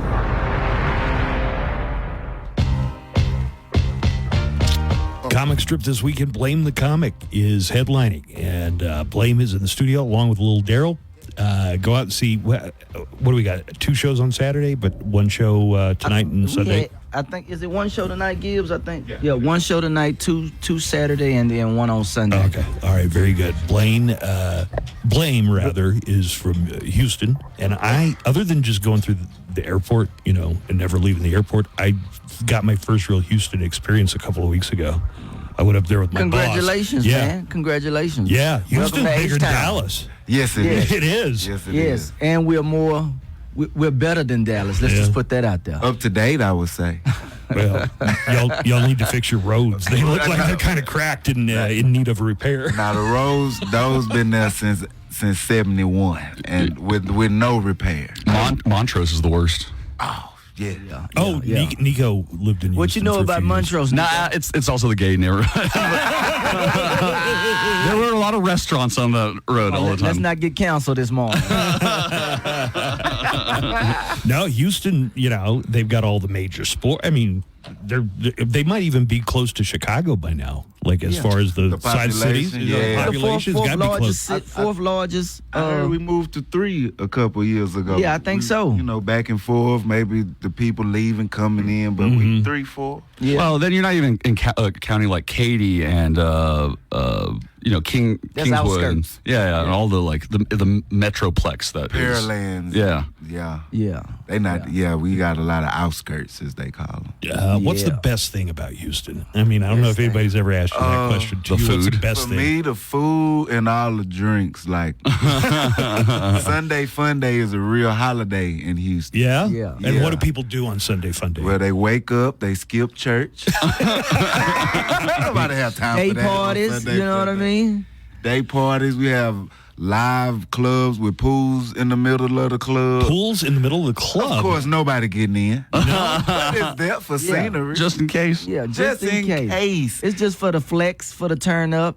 All right. You know what I mean? Sunday Fun Day. Sunday Fun Day. Fun Day is a real thing. You got another one, Blaine? Best thing about Houston? Best thing about Houston? I would have to say, so since I don't work a real 9 to 5, it's going to be not dealing with traffic at about 9, 10 o'clock. Oh, my God. You're so lucky. Our traffic is the worst now.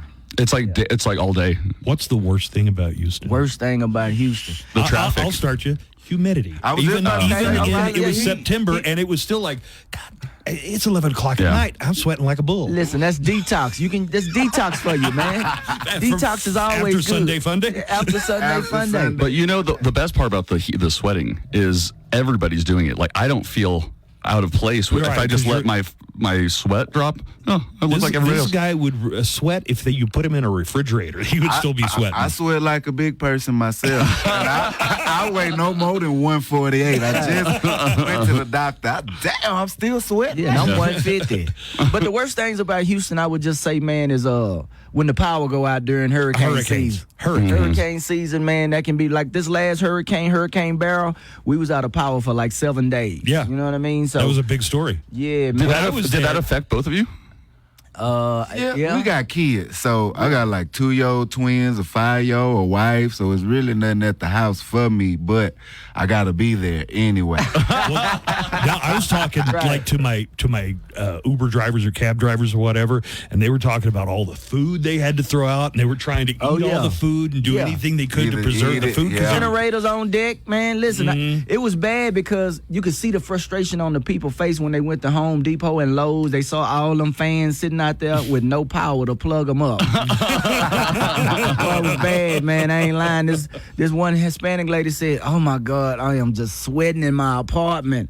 I was like, babe, you better sit outside on the stairs or something. I don't know what else to tell you because it don't get no worse. It just still blows my mind that on the other side of the state they got an ocean, right? And we're and we have far nothing away from an ocean as you can imagine. Listen, El Paso is 9.5 hours away from Houston. Let's not get it mistaken. Texas is big. You understand what I'm saying? That's one of the longest drives. You could take off driving before the sun comes up on the longest day of summer. And drive to Houston, you would still be driving when the sun started. How fast are going down. you driving, Blaine? Because it's like 9 hours to Austin. Yeah, no, it's more than 9 hours. It's got to be like 10 or 11. 110. Google it on your computer. Google it, man. Take y'all 9 to get to Austin from here. Yeah, Jibs, what is it? It's like 8 to 9 to Austin, right? San Antonio? Yeah. It's about to, if it's 9 here, then to Houston, it's like another 2 or 3. 2 or 3. Yeah. It's about 11. Oh, it's 11 hours? Okay, you know what? We're going to split the difference here. Okay. Google says 10 hours, 34 minutes. Okay. I knew it was right up in there. You got to, if you I-10 all the way, of course. Man. But, that's give or take traffic. One lane being open down I-10 somewhere. Y'all drove out here? No, we flew. Absolutely not. Absolutely not. I took Frontier proud. I was nervous the whole time. I didn't know I was going to make it here. But I paid that little one $5 to get down here. Yeah. That's hilarious. We had a band, so I'm not going to mention the band, but one time there was a band, they had a song on the radio, and we had said, well, if you're ever in Texas, come by and visit. Well, they were in Texas, but they were in Killeen, and they were like, we're just going to drive over for the afternoon. And you're like, you can't drive over for the afternoon? What are you talking about? They didn't tell me this until after they were already here. And it's like, we thought it was going to be a 2-hour drive. They was a 7-8 hour drive. Yeah, there. they were like, we thought we got lost and we kept map questing it. And it's like, no, we're on the right highway. There's only one highway here, right? You just take the same highway here. Just a little small military town in the middle of nowhere. Hey, where did you go see the football game? At the Astrodome? No. That's the NRG Stadium. That's been closed, When the last time you been there? Astrodome has been open since 10 years. Billie Jean King played Bobby Riggs. Right, they haven't. Astrodome ain't been open probably since like the late 80s or early 90s or something like that. Astroworld was still up. Yeah. So what's it called now? The Reliant. Reliant. That's right. It's right next door, literally. You could throw a rock over there. It's impressive. We got a drop top arena. Oh, nice. Yeah. So for those sunny days, you can put it down, or the weather when the weather's bad. Yeah, we could close it. That's and open Minute Maid Park got the it opens up too. That's the where baseball the Astros stadium. play. I have seen a game there at least. You did? Yeah. Did you understand anything that was going on? No. Okay. No. You guys, I don't know if you're old enough to remember when it was the Houston Oilers. Of course. And that Powder Blue and Warren Moon was a Campbell. And before him, Earl Campbell. Yeah. And before him, Dan Pastorini. You remember? Now that's where you got me. It got my cutoff right there. You're dating yourself. I was riding with you, then I say, nope, this is my exit right here. I liked watching the Oilers back in the day. I used to love the Houston Rockets when it was Hakeem. Come on, man. And Clyde Drexler. That's my era. Yeah. Hakeem, Maxwell, Otis Cedric Thorpe. Maxwell.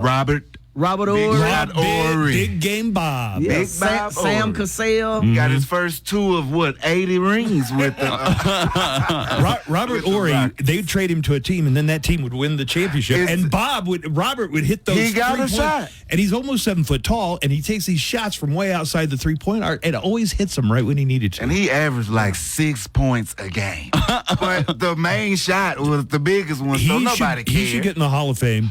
Just because of that. There was a big debate on Instagram or TikTok if he was worthy of the Hall of Fame. And the biggest arguments was the big shots versus how many shots.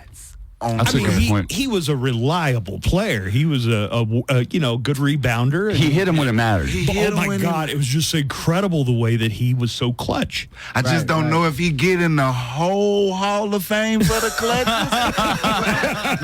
maybe I think they should make a section, the West Wing, a little West Wing for Robert Ory's and the what's the other 6 man, like the Jamal Crawfords and the people that's been there.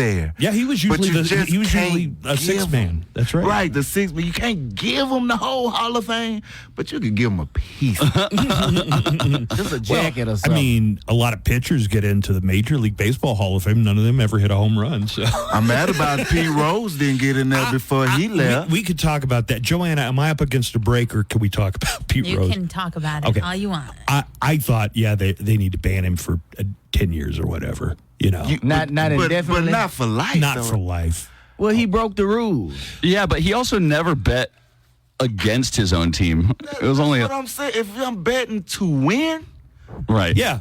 I mean, if I win, I win, bro. Right. Then you're just trying as hard. Bet against his own team, he could still be with somebody that he playing against and say, "Hey, man, play half." Half, and then when I win, we can split. This is interesting. We have a real pro and con thing going on here about Pete Rose. So it's just a conflict of interest. You know what I mean? Yeah, but except if you go to a baseball game or any sporting event now, that all the ads are for gambling sites. Exactly. DraftKings, yeah. Prize Picks. All of them like better. Yeah, how do you say, well, you did the unforgivable thing, you bet on your sport? brought to you by FanDuel. Right. But That is hilarious. They be letting all them steroid people into the Hall. I think you shouldn't make it if you didn't really do that by yourself. I don't think Barry Bonds is ever getting in the Hall of Fame. He's a home run king. He's not. They're not gonna let him in. They're not going to let him in I don't because of think that. so. But Mark McGuire's already in. Sammy Sosa's already in. That's what I'm saying. I don't know. And they're going to probably really make me mad putting P. Rose in after he done passed away. Guess who else? I mean, at the end of the day, it's just your Rose. legacy, I guess. This is the last Pete Rose interview that Pete ever gave, and I probably interviewed Pete Rose a dozen times in my life. But they were asking him, do you think they'll put you in after you? I don't know if they asked him this. It'd be really when awkward, you kick it. But he's talking about it. I don't see much sense in putting me on the ballot after I die because for a player to go into his or her Hall of Fame, it's more or less for your family and it's more or less for your fan base. And I'm big on both of those two things right there. And I know most of the people who rooted for me my whole career would love to see me in the Hall of Fame as a living player, not as someone who's 10 feet under. I always thought about that. What good would it do my family if they put me in the Hall of Fame after I die? I can't think of anything good about that because I'm the one that did the work. I'm the one that put the time in. I'm the one who was dedicated to the game of baseball. I was the one dedicated to my teammates, to the 3 teams I played for, and for the game of baseball in general.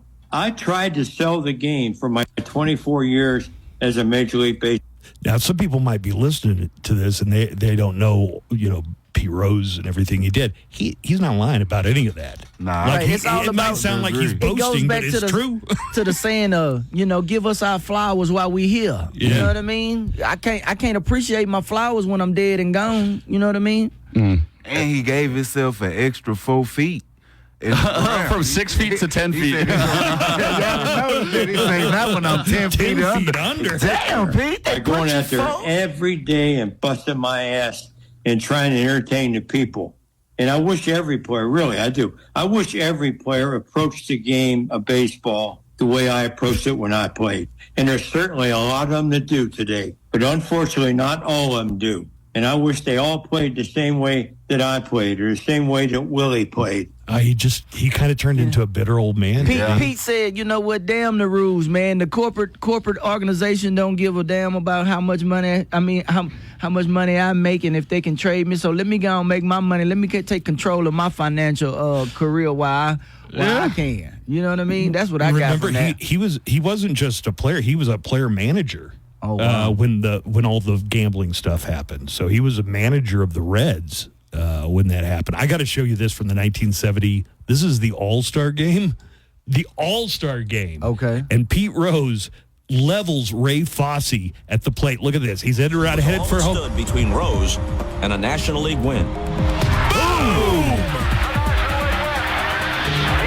During an All-Star game, everybody else would have pulled up and said, no use getting hurt out here for an All-Star game. If I was on the other team, Pete Rose would have had to. He would have had to see them hands. I know whoever that catch is In an is All-Star okay game? with him not being in the All-Star. Man, you're not going to embarrass me like that on the world's biggest baseball stage. You know what I mean? Look at this. And a National League win. And then it looks like he almost spits on him. And then he wanted to fight him. Yeah. You better get out the way next time. The collision left Fosse with Boy. Who is that other team? Who did Ray Fosse play for? the separated shoulder. I see the Cardinals. Shoulder. About his effort Look to like win. the Cubs. Yeah, it does look like the Cubs. He left me no recourse because there was no place to slide, and there's no sense in ever sliding into a bag. Look at him. Look at him. He just looked like he. Remember that bowl haircut? Yeah.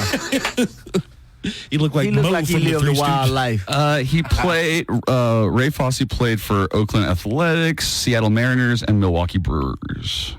You got to respect that. I wouldn't do that. I mean, even in a professional game, but like playing pickup ball or anything, I don't just clobber. I don't play anymore. Oh, you know what I mean? He was probably with the Cleveland Indians in that one. That looked like the Cubs to me. No, it's the St. Louis Cardinals. Oh, Look like the Cardinals. It's the 1970. Well, it's the All-Star game, right? Game, so it's a lot of different players. Jerseys. I think they used to wear. Do they still wear their home team jersey when they play in the All-Star game? I think they got jerseys. Special jerseys for the it team. now. Yeah, but I think back then they might have worn their home team jersey. Was all that stood between Rose and a National League win. Bam! Oh. Yep. I mean, that would be a penalty flag in the NFL today. No, it would. He led with his head.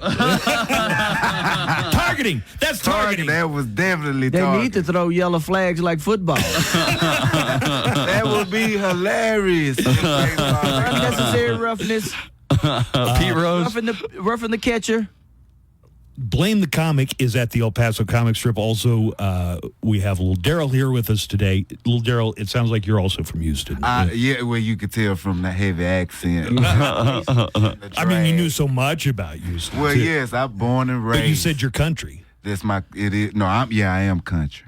Did you start stand up in Houston?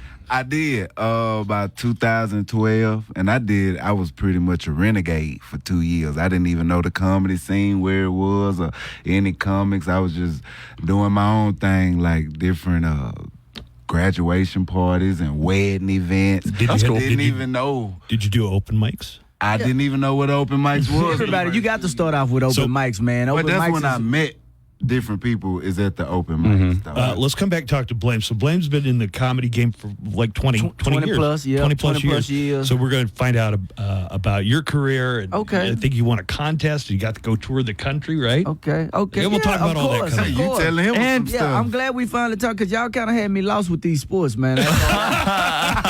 I don't really keep up like that, so I will let little Daryl handle that. But yeah, we finally talked about something I know.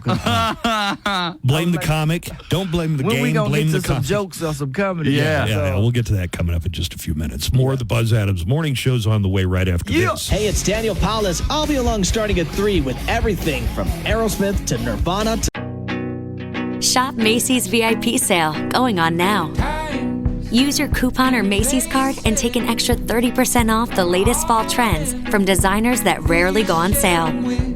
And save 15% off skincare, makeup, fragrances, and more. Plus, shop fall specials for even more great deals on top brands at Macy's. Savings off regular and already reduced prices. Exclusions apply. Back, the Amigo Air Show. Discounted tickets at AmigoAirShow.com.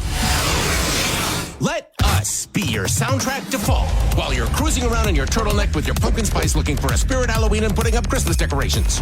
You can take us anywhere. Did you hear? Summer's already over. Welcome to fall from the Buzz Adams Morning Show.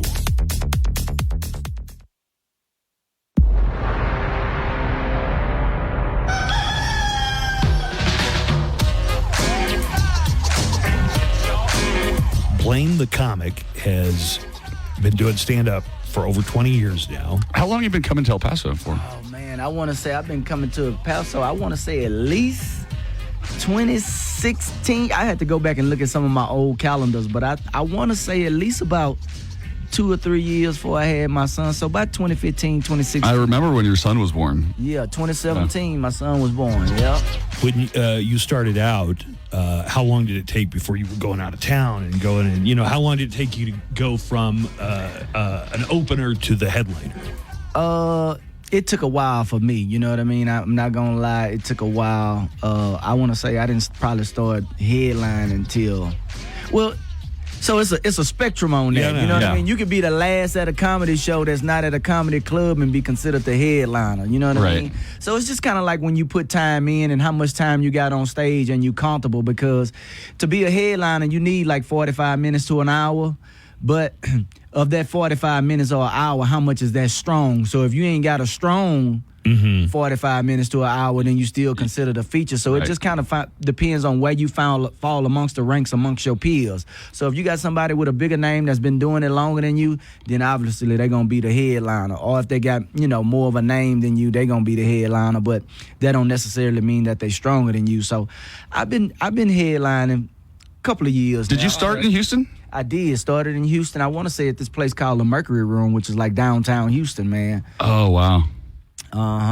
Started in Houston and ain't stopped. I ain't never took a break. None of that. Was the Comedy Connection still around, or the comedy spot, wherever the laugh spot? Yeah, that was around when I started. They had like one was a spot and one was a stop. One was like in Houston, like Midtown area, and then I think actually they was around the corner from each other, to be honest.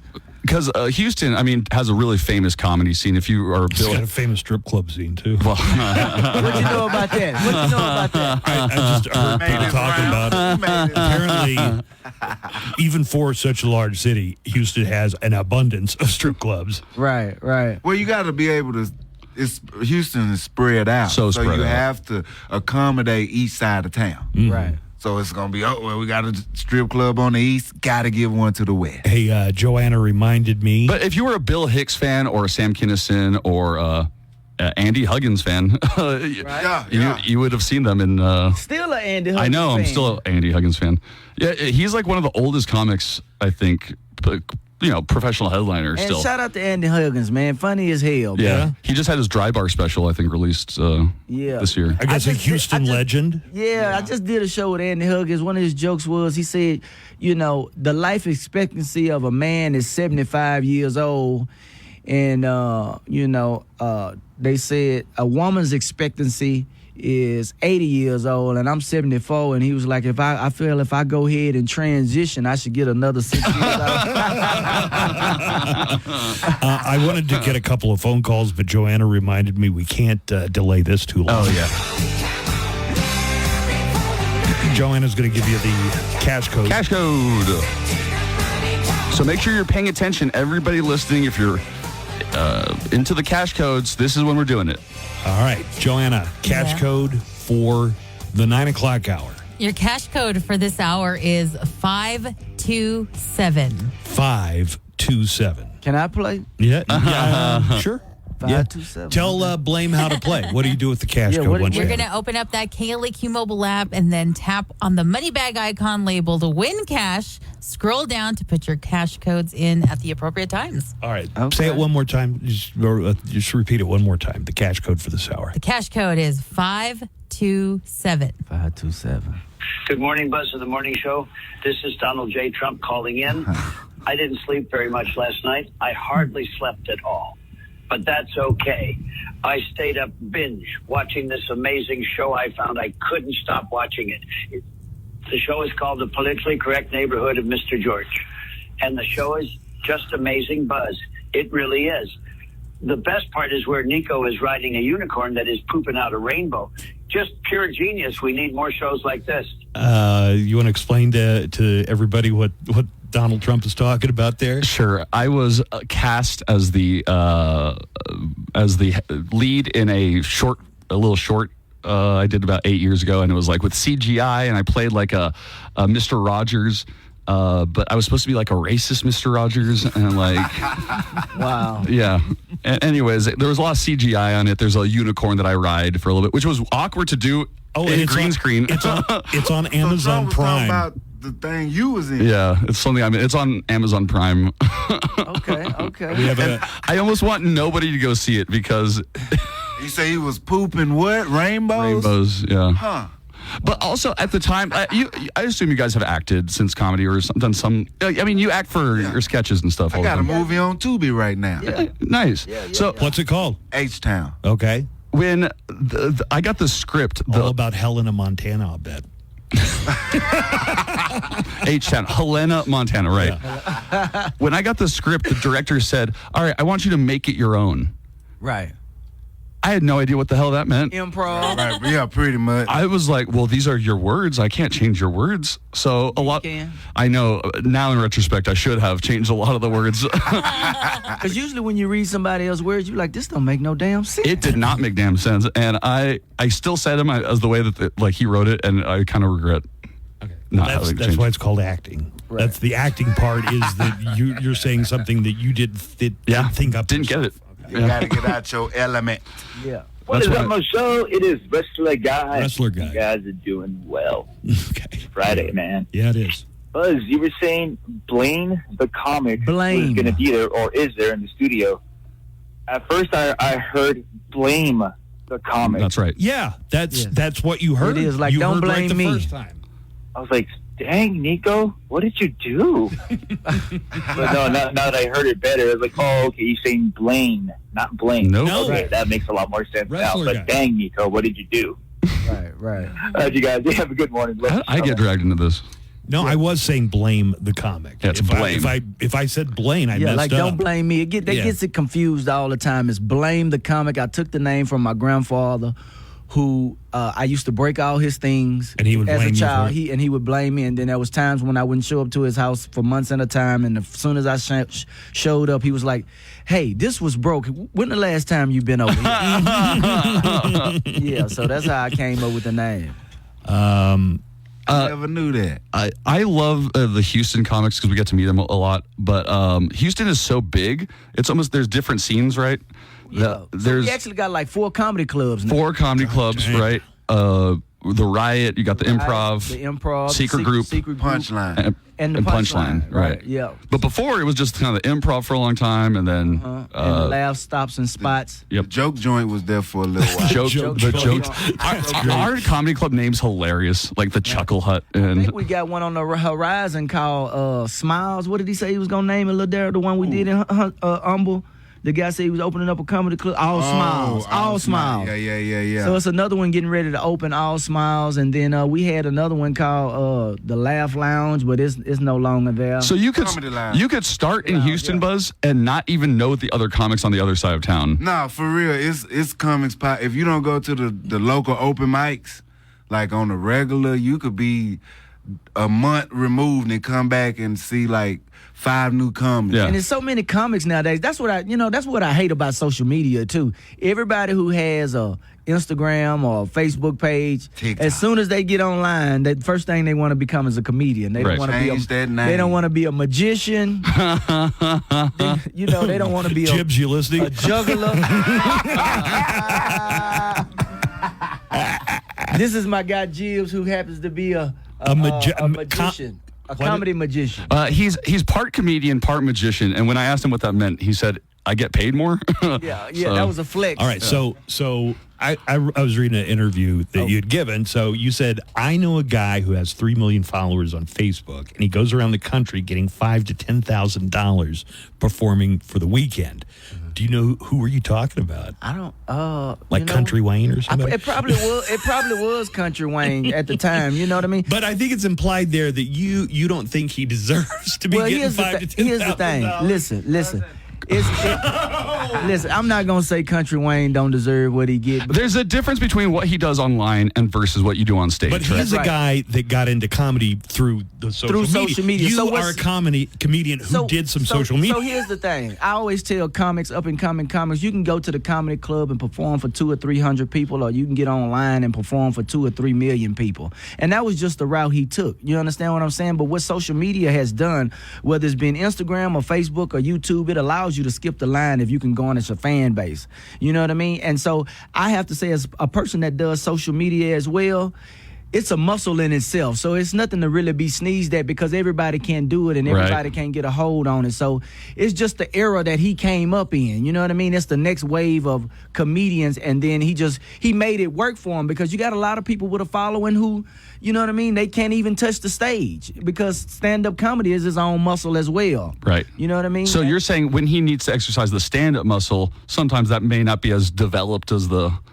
Well, let me say this. It may not be developed for the average comic, but comics don't buy tickets. It's developed. Fans buy tickets, yeah. The fans are into him and they buy his tickets. Okay, but I feel like I'm picking up kind of a vibe where comics who went up through the club scene have some kind of bias against the comics who came in sideways. Let me tell you something. It's not just comedy. It's the generation. Listen, the generation that was before you think you ain't ish. You know what I mean? It's like these kids these days that they don't know nothing. They've been saying that for thousands of years. Yeah, so it's always, the older generation think little of the less generation, because they don't have as many rules. They see y'all and be like, "Oh, you just doing radio? Like on the local radio? Man, my podcast reach 400,000 people on a regular basis." So just like we might look at the internet comedians and you look like It's not real radio. He has no training. He didn't go to college. How do you know that I think that? It's like you read my mind. It's just different aspects, but the same thing. Like, they got musicians. Yeah. There's like we live in a world where you can be. They radio. Boy, did you ever nail me? Anything you right? Like you went to college because I graduated a communications major with in specifics in broadcast, TV and radio. So I understand. Like they should have been go through teaching college. us how, they should have been teaching us how to do TikToks if they had. And how to you're gonna be on podcast. Yeah. Right. With this camera in front of you while you're doing radio. Do you guys do a lot of podcasts? Do you have your own podcast? I've been. I should get my own podcast, but I don't. But I need to. I just feel like it's another can of worms to open to, be responsible for. It's a muscle. It's another muscle. I done been in and out like 3 or 4 podcasts, but it's time consuming. When you get a good team, everybody got to be able to be ready to record each week.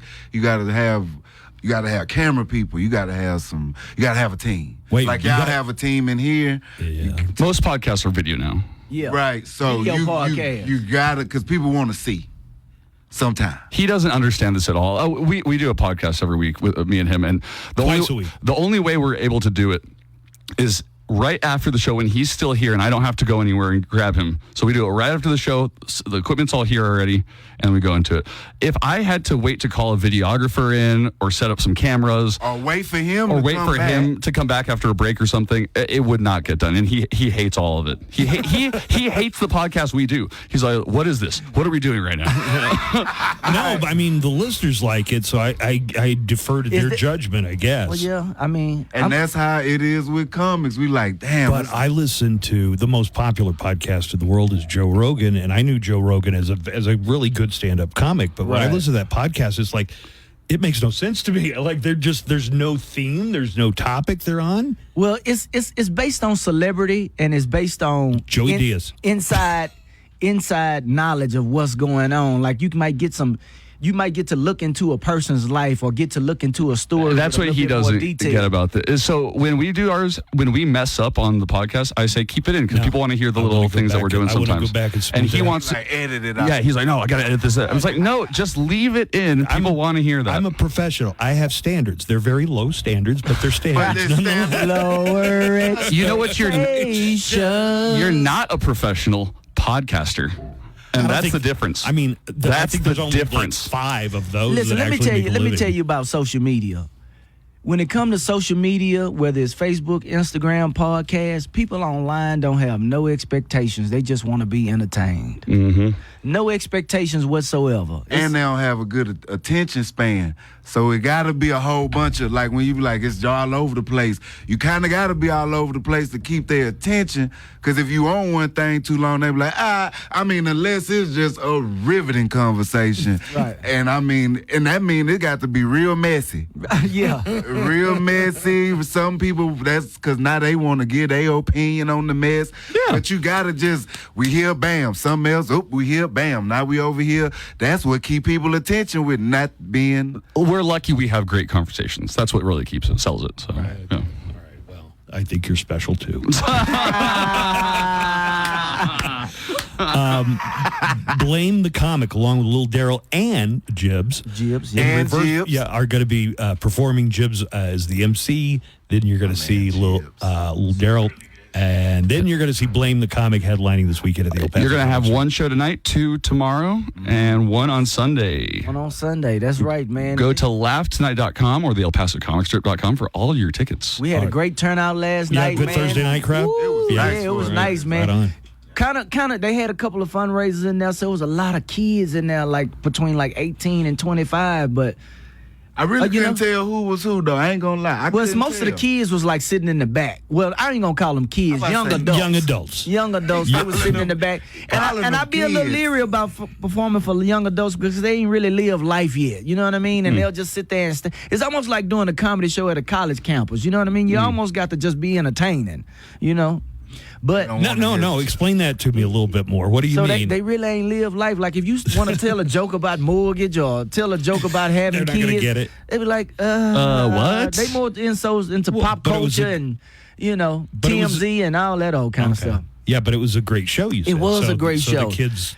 got what you were doing, or do you just tailor it to the crowd you have in front of you? Yeah. That's what you got to do, man. You got to look at you got to read your room, as they tell you. There you go. Read the room. Tell the DJ to read the room before you start playing the mix. All right. And by DJ, he means Bart, who's the only DJ there. All right. Thank you guys Shout for coming in today. Shout Great to see you. Nice to meet you, Daryl. Likewise. Yeah, right on. Blaine, Honored. we met, but it's been a few years. Why don't you let everybody know where they can follow you guys at online? So you can follow me online at Blame the Comic. That's BLAMETHECOMIC.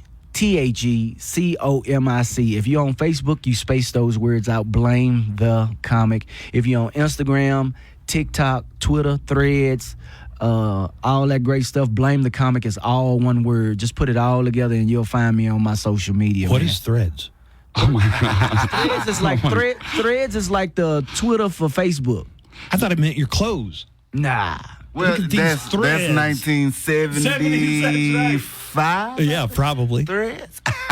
But look, Is it a social media site? I'm not joking. I'm dead serious. Yeah. Is it like the Twitter for Facebook? Facebook. Well, Instagram Okay. Meta. actually has a Threads app now. Yeah. Like Instagram, you could click on it. It's just Threads. It look like Twitter, but it's Instagram. Right. Guys, you're trying to explain a airplane to somebody who grew up To a with caveman. horses. Yeah, You're with trying to horses. explain- Buzz, it's like the newspaper.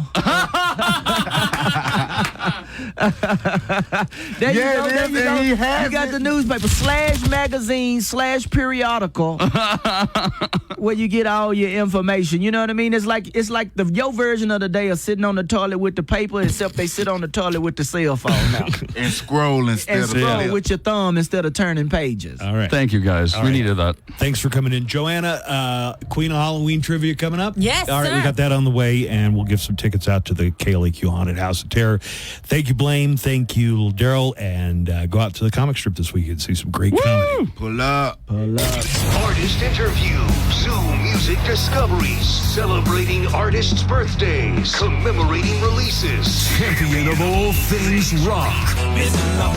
Number 9, ages 21 and over. See Speaking Rock's Facebook for more info. Live from the KLAQ studios, the Buzz Adams Morning Show. Courtesy of Glasheen, Vyas, and Inderman Personal Injury Lawyers. At GVILaw.com.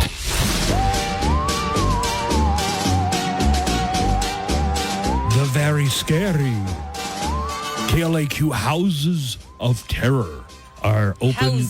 House, yeah, I forgot.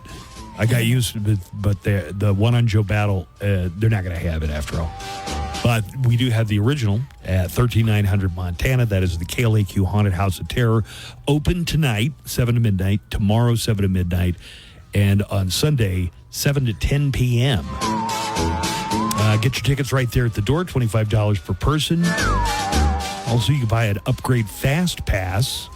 That's brought to you by Right Drive. Joanna, we have tickets to give away for the KLAQ Haunted House of Terror. Yes, we do. Joanna has the Queen of Halloween trivia. So here's what I'm kind of imagining, because Steve Kaplowitz is also here today. Hey, Steve. Hi, Steve. Hi. Did you go to a game last night? I did. Yeah. Okay. On New Year's? Let's get caller. Yes. Let's get caller 10 for Queen of Halloween trivia. Okay. But in the meantime, we'll talk to Steve a little bit while you're getting the contestants. But if you get the question right, we'll give you a pair of tickets. You can use them all this month. And in fact, we're staying open the weekend, November the 1st and the 2nd, too, at the KLAQ Haunted House of Terror. So let's welcome Steve Kaplowitz in. Kaplowitz. I'm a big, stupid jerk.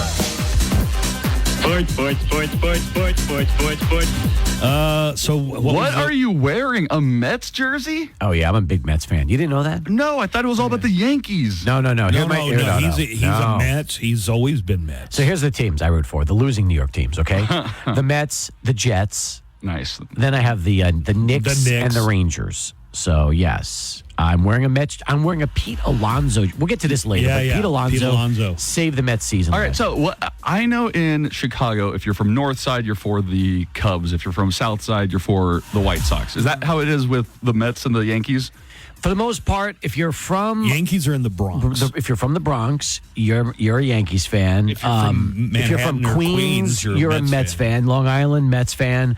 Brooklyn's divided. There are some Brooklyn fans that root for the Mets because they were Brooklyn Dodger fans, and then when the Dodgers moved, they became Met fans. Others just became a Yankee fan. So it all really just depends. So people who live in Manhattan, who do they go for? Just to make sure? The Yankees. Or actually, they're more into polo or something. They're Yankees, big time. So that's exactly. They don't mess around. What was the crowd like last night for the Miners in Sam Houston? And we got a call from somebody who said it was a pretty good game up until third quarter. The crowd was surprisingly good. I didn't know what to expect. They announced the official total last night was 14,454. I thought they'd have about 10,000 fans there, and they had more. And maybe it's because of the news. UTEP was going to the Mountain West, and fans got a little excited about that. Thursday night game. People wanted to go out on a Thursday. That's true too. Kids are off from school. Oh, they are. Yes, that's a good point. Well, summarize the game for us. I know that the Miners ended up losing. They're 0-5 on the season, and Sam Houston's got a pretty good record. They do. Yeah. Final score was 41-21. I mean, this game was a 17-7 game at halftime, and UTEP was right in. And then the third quarter came, and that was just the end of that. 21 points by Sam Houston in the third quarter, and the Miners just didn't have enough. And then Miners have been having problems with their second half. Miners are having problems, period. Second half is they not. haven't really been blown out in the first quarter, for instance. No, that's true. And they were in there in the first half, but problem was they couldn't stop the run. The running game was exceptional. Sam Houston ran the ball for 293 yards yesterday. Hard to win a game when you give up almost 300 yards of rushing, Buzz. That is very difficult. Let's talk. If you want to talk about offensive production, let's talk about Kirk Cousins, the game that he had for the Falcons yesterday, and then we'll get to our. We're going to take a break in the middle of sports, Steve. Oh, cool. But let's talk about Kirk Cousins. He threw for over 500 passing yards. Yeah, he was 4 amazing. Touchdowns. Listen to this line: 42 out of 58 for 509 yards and 4 touchdowns. That is sick production. I mean, I never hear anybody talk about Kirk Cousins as being one of the most productive quarterbacks in the league ever. No, but he threw them. I mean, listen, when you throw the ball almost 60 times and you complete 75% of those passes, good things are going to happen. 509 yards is ridiculous. They won in overtime, 36-30. Look, Baker Mayfield had a great game, 19 out of 24, 3 touchdowns, but it just wasn't enough. This is only the 25th time in NFL history that somebody's thrown for over 500 yards passing. Yeah, I know it. Kirk Cousins is the 25th player in NFL history to do that. And I got a little audio from last night's Thursday night football game. Fantastic. 5-yard line. Robinson is the back. That's fired. That's caught. And that is Hodge. And Hodge is going to take it to the end zone. A most improbable win for the Atlanta Falcons. And that's in overtime, too, by the way. That ends up being 509 yards and 4 touchdowns for Cousins. 509 passing yards Incredible. for Kirk Cousins. That was Al Michaels and Kirk Herbstreit on the call on Amazon. It was one of those games, man. It was fun to watch. Falcons beat the Bucs in OT. Good Thursday night game. Great Thursday night game. Yes, absolutely. We had a lot of great sports yesterday.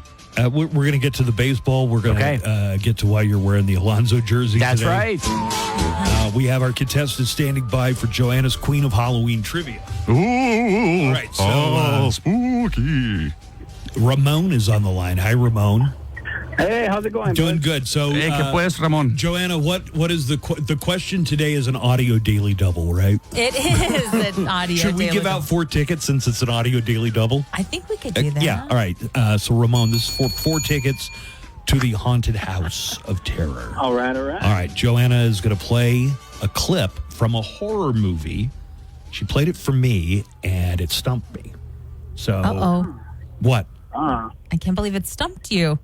You saw it stump me. You were there for this. I was there, and I couldn't believe it. All right. So listen carefully, Ramon, and identify this movie. I'm scared to close my eyes. I'm scared to open them. Ooh, scary. Do you want to hear it again, Ramon? Yeah, can you play it one more time? One more time, absolutely. But you could hear it okay, right? Yeah, I can kind of hear it, yeah. I'm scared to close my eyes. I'm scared to open them. All right. Ramon, what's your answer? Jesus, I have no idea, but I'm gonna go with 1406. That movie. Is that the one with John Cusack? Oh, yeah. Yeah, with John. I'm sorry. Oh, no. It stumped Ramon, too. That was a good try, though, God, Ramon. and I thought it was going to be easy. I want people to win the tickets. I think I know, maybe. I think I might know. I'm not even a horror fan. You think you know? I'm going to move this along. My guess was wrong. I guessed it was Nightmare on Elm Street. Oh, that's what I was going to guess. Yeah. It's not Nightmare on Elm Street. Okay. That was what I was going to guess, too. Let's go with our next contestant, and that is going to be Adrian. Hi, Adrian. Hi, how you doing? Adrian, so you heard the clip. You want to hear it again? Yes, sir. Okay. And keep in mind, we've already had guesses. It's not 1409, and it's not Nightmare on Elm Street, or any of the Nightmare on Elm Streets. Right. I'm scared to close my eyes. I'm scared to open them. All right. Adrian, what's your guess? The Blair Witch Project. Is it the Blair Witch Project? It is the Blair Witch Project. Nice. Well done. Very good. I mean, I saw the Blair Witch Project in theaters, but it just wasn't in top of mind for me. I think that's the scene where the camera's on her and the boogers come out, right? Right, all the snot's blowing out of her nose. Yeah. All right, hold on a second, Adrian. And we got 4 tickets for Adrian. 4 tickets, yeah. Audio Daily Double Time. Adrian, hang on just a second. Yes, sir. Thanks for calling in. Appreciate that.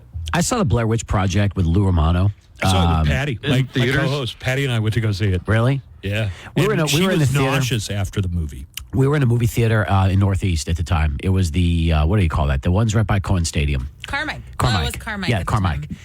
Was Carmike even open there, or was it the old Dollar Theater? No, it was Carmike probably in the early 2000s. Joanna, how much did you loiter around there when you grew up? Blair Witch came out in the 90s, man. 90s? That was 90s. So I was with that. That was Lou Romano, and at the time he was with Laura Polka, who was, an anchor. So it was the three of us, and the movie theater was super quiet, right? You could hear a pin drop. And then all of a sudden, right in the middle of the movie, Luke gets up and just yells, "This is the stupidest effing movie I've ever seen in my entire life." And the whole crowd started laughing. They thought it was the funniest thing because he waited until there was, you could say anything, and he just blasted that out there, and it was hilarious. I thought it was good. When I saw it in theaters, I thought it was, but you know what it was? It was that like found footage which had not really been done. I mean, it had. Yeah.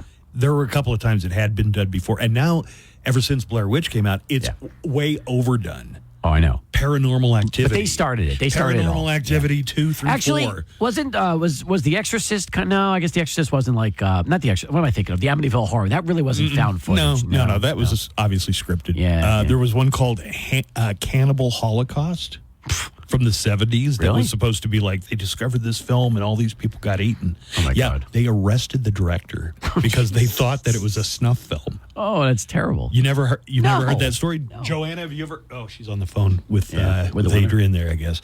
Okay, back to sports. So, wait. You're going to talk about baseball right now, right? I'm going to talk about Pete Alonso. Yeah, Pete Alonso. So baby. I have an interesting historical fact for you, Cappy.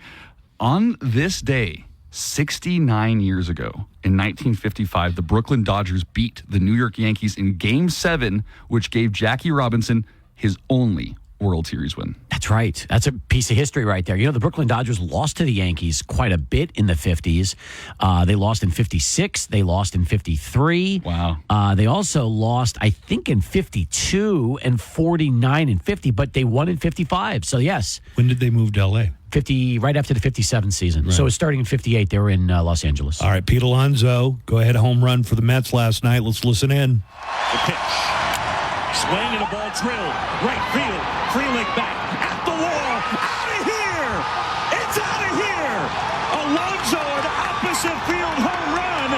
And the Mets had the lead. Yeah, the Mets had been trailing 2-0, and that 3-run homer from Pete Alonso is the reason Cappy is wearing his Alonso jersey today. Super excited about Petey. I mean, he's not had a good season. I'm going to be honest with you. Alonso's had the weirdest season. Like, all of his home runs happen either when they're getting killed or when they're up big. So every Right. time like something really matters, he usually strikes out. But yesterday, he saved the season. He was the hero. Pete Alonso with the go-ahead 3-run home run, like you just heard. And OMG, that's been the Mets rally cry all season long. OMG. OMG? And, yeah, you didn't know about this? That was the song that one of their infielders sang, and it became an instant chart-topping hit. Is Jose Iglesias? there a song called OMG. OMG? From Jose Iglesias, who's the Mets shortstop. Yeah. And ever since that song came brother out. of Enrique Iglesias, I assume, right? Man, you wish, right? I mean, Enrique couldn't hit a fastball like Jose could, but Peterson, yeah. who has a good sinker, really used one here against Bryce Terang, left-hand hitter who's tough to double up. Swinging a liner towards short, picked by Lindor on one hop, runs to second, one throws to first, out at first. That's the Mets completing, turning the double play that ended the game and the comeback against the Milwaukee Brewers. Are these series now? Yeah, now that was a best of 3. Now they're going to go play the Phillies, and that's going to be a best of 5. All right, best of 5. So we go from best of 3 to best of 5. Right, and by the way, good series coming up. We've got Dodgers, Padres, Mets, Phillies in the National League. In the American League, we have Tigers against the Guardians and Royals against the Yankees. You know when the last time the Royals and Yankees played in the playoffs? I bet you George Brett was on the team. Bingo. Yeah. And Reggie Jackson was with the Yankees. 1980, Buzz. This is the first playoff series between the Royals and Yankees since we were kids. 1980. Yeah, that's right. Let's talk about some of the key college matchups this weekend. What do you have that we should be keeping an eye on for college? All right. Well, let me talk about some of the games going on in the top 25 because I think that's the big ones. Right. At this point, it's all about seeing who moves up and who moves down in the top 25. Number 9 Missouri against number 25 Texas A&M tomorrow at 10 a.m. on ABC. That's going to be a fun one to watch. I'm looking forward to that. The number 1 team in the country, Alabama, plays at Vanderbilt. Okay. Also, I think number 10 Michigan visiting Washington. That's 5:30 on NBC and Peacock tomorrow. That's going to be a pretty entertaining game. Those are probably the best ones. There's no spectacular games this week, nothing that'll just jump out at you. But also number 12 Ole Miss visiting South Carolina should be a pretty good game. Georgia, coming off that loss to Alabama, they host Auburn this week. Texas is on a bye week, so if you're wondering, no UT this week. They're on their bye, and Oklahoma is also on their bye week. That's because they will meet in the Red River rivalry next Saturday. Hot tamale. At 1:30. That's right, at the State Fair of What Texas. did you say earlier today? That the only thing Oklahoma's better at than Texas is football? Yeah. That's not true this year. It's not true over the years. I just say it, but the Longhorns definitely have the lead. But I will say this in defense of the Sooners. Every game they play against the Longhorns is an away game for Oklahoma. Because it's still Texas. I know they say, well, Dallas is roughly halfway between Norman and Austin. I don't buy it. Hey, we got a call here. Yeah. I was going to tell you about that. Here we go. Hey, morning show. This is for Cappy. Cappy, I went to the game last night. It was good for Thursday night. I'll give it that. But I was going to ask you, why'd they take away the fireworks, brother? The fireworks, for me, was a highlight. Now, granted, they don't score a lot this year, so it wouldn't make a difference this year. But when they do score, because I think they're going to get better, why can't we have those fireworks back? The fireworks were awesome, and the Harleys, when they came out of that tunnel, were awesome as well. Just a thought, man. Those are the days of the Mike Price, so just why'd they take them off? Was it financial, or just maybe Center can put them back on? Okay, so what's with the fireworks now? I mean, they used to have fireworks after touchdowns. They would have fireworks to start the game, then the motorcycles. I mean, part of that could be definitely budgetary reasons. I mean, probably trying to scale back. There's no more cannon booms. There's no nothing. Like when they score, and that's about it. So they used to be, they've always had various ways to celebrate scores, if you remember correctly. You don't know if it was a budgetary concern or what? No, I would mean, no, I don't. I have not heard. But let's put it this way. When you're only drawing the A few thousand fans. Now they had 14,000 yesterday, so good crowd yesterday. But again, sometimes you have to make cuts, and that's probably what happened. So, hey, Buzz, I got to ask you this question, okay? Because I'm looking at Underdog Fantasy this weekend.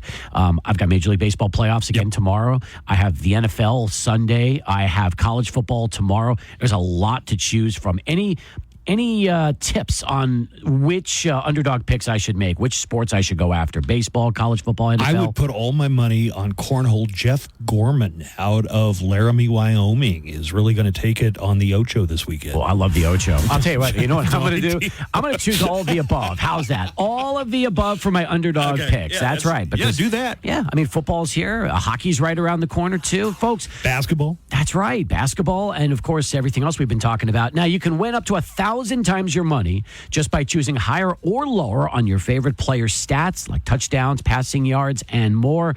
Like I said, I've been playing Underdog Fantasy daily, and absolutely, I'm loving it, folks. And you can too. You know, making picks on Underdog is straightforward, and signing up is even easier. Just head over to Underdog's simple-to-use mobile app or UnderdogFantasy.com. Sign up with promo code KLAQ, and Underdog will give you a free pick to use on your first cash pick'em entry, plus up to $1,000 in bonus cash when you deposit. That's Underdog Fantasy. Promo code KLAQ to claim your new customer special of a free pick and your deposit offer. Must be 18 plus and present in a state where Underdog Fantasy operates. Terms apply. Concerned with your play?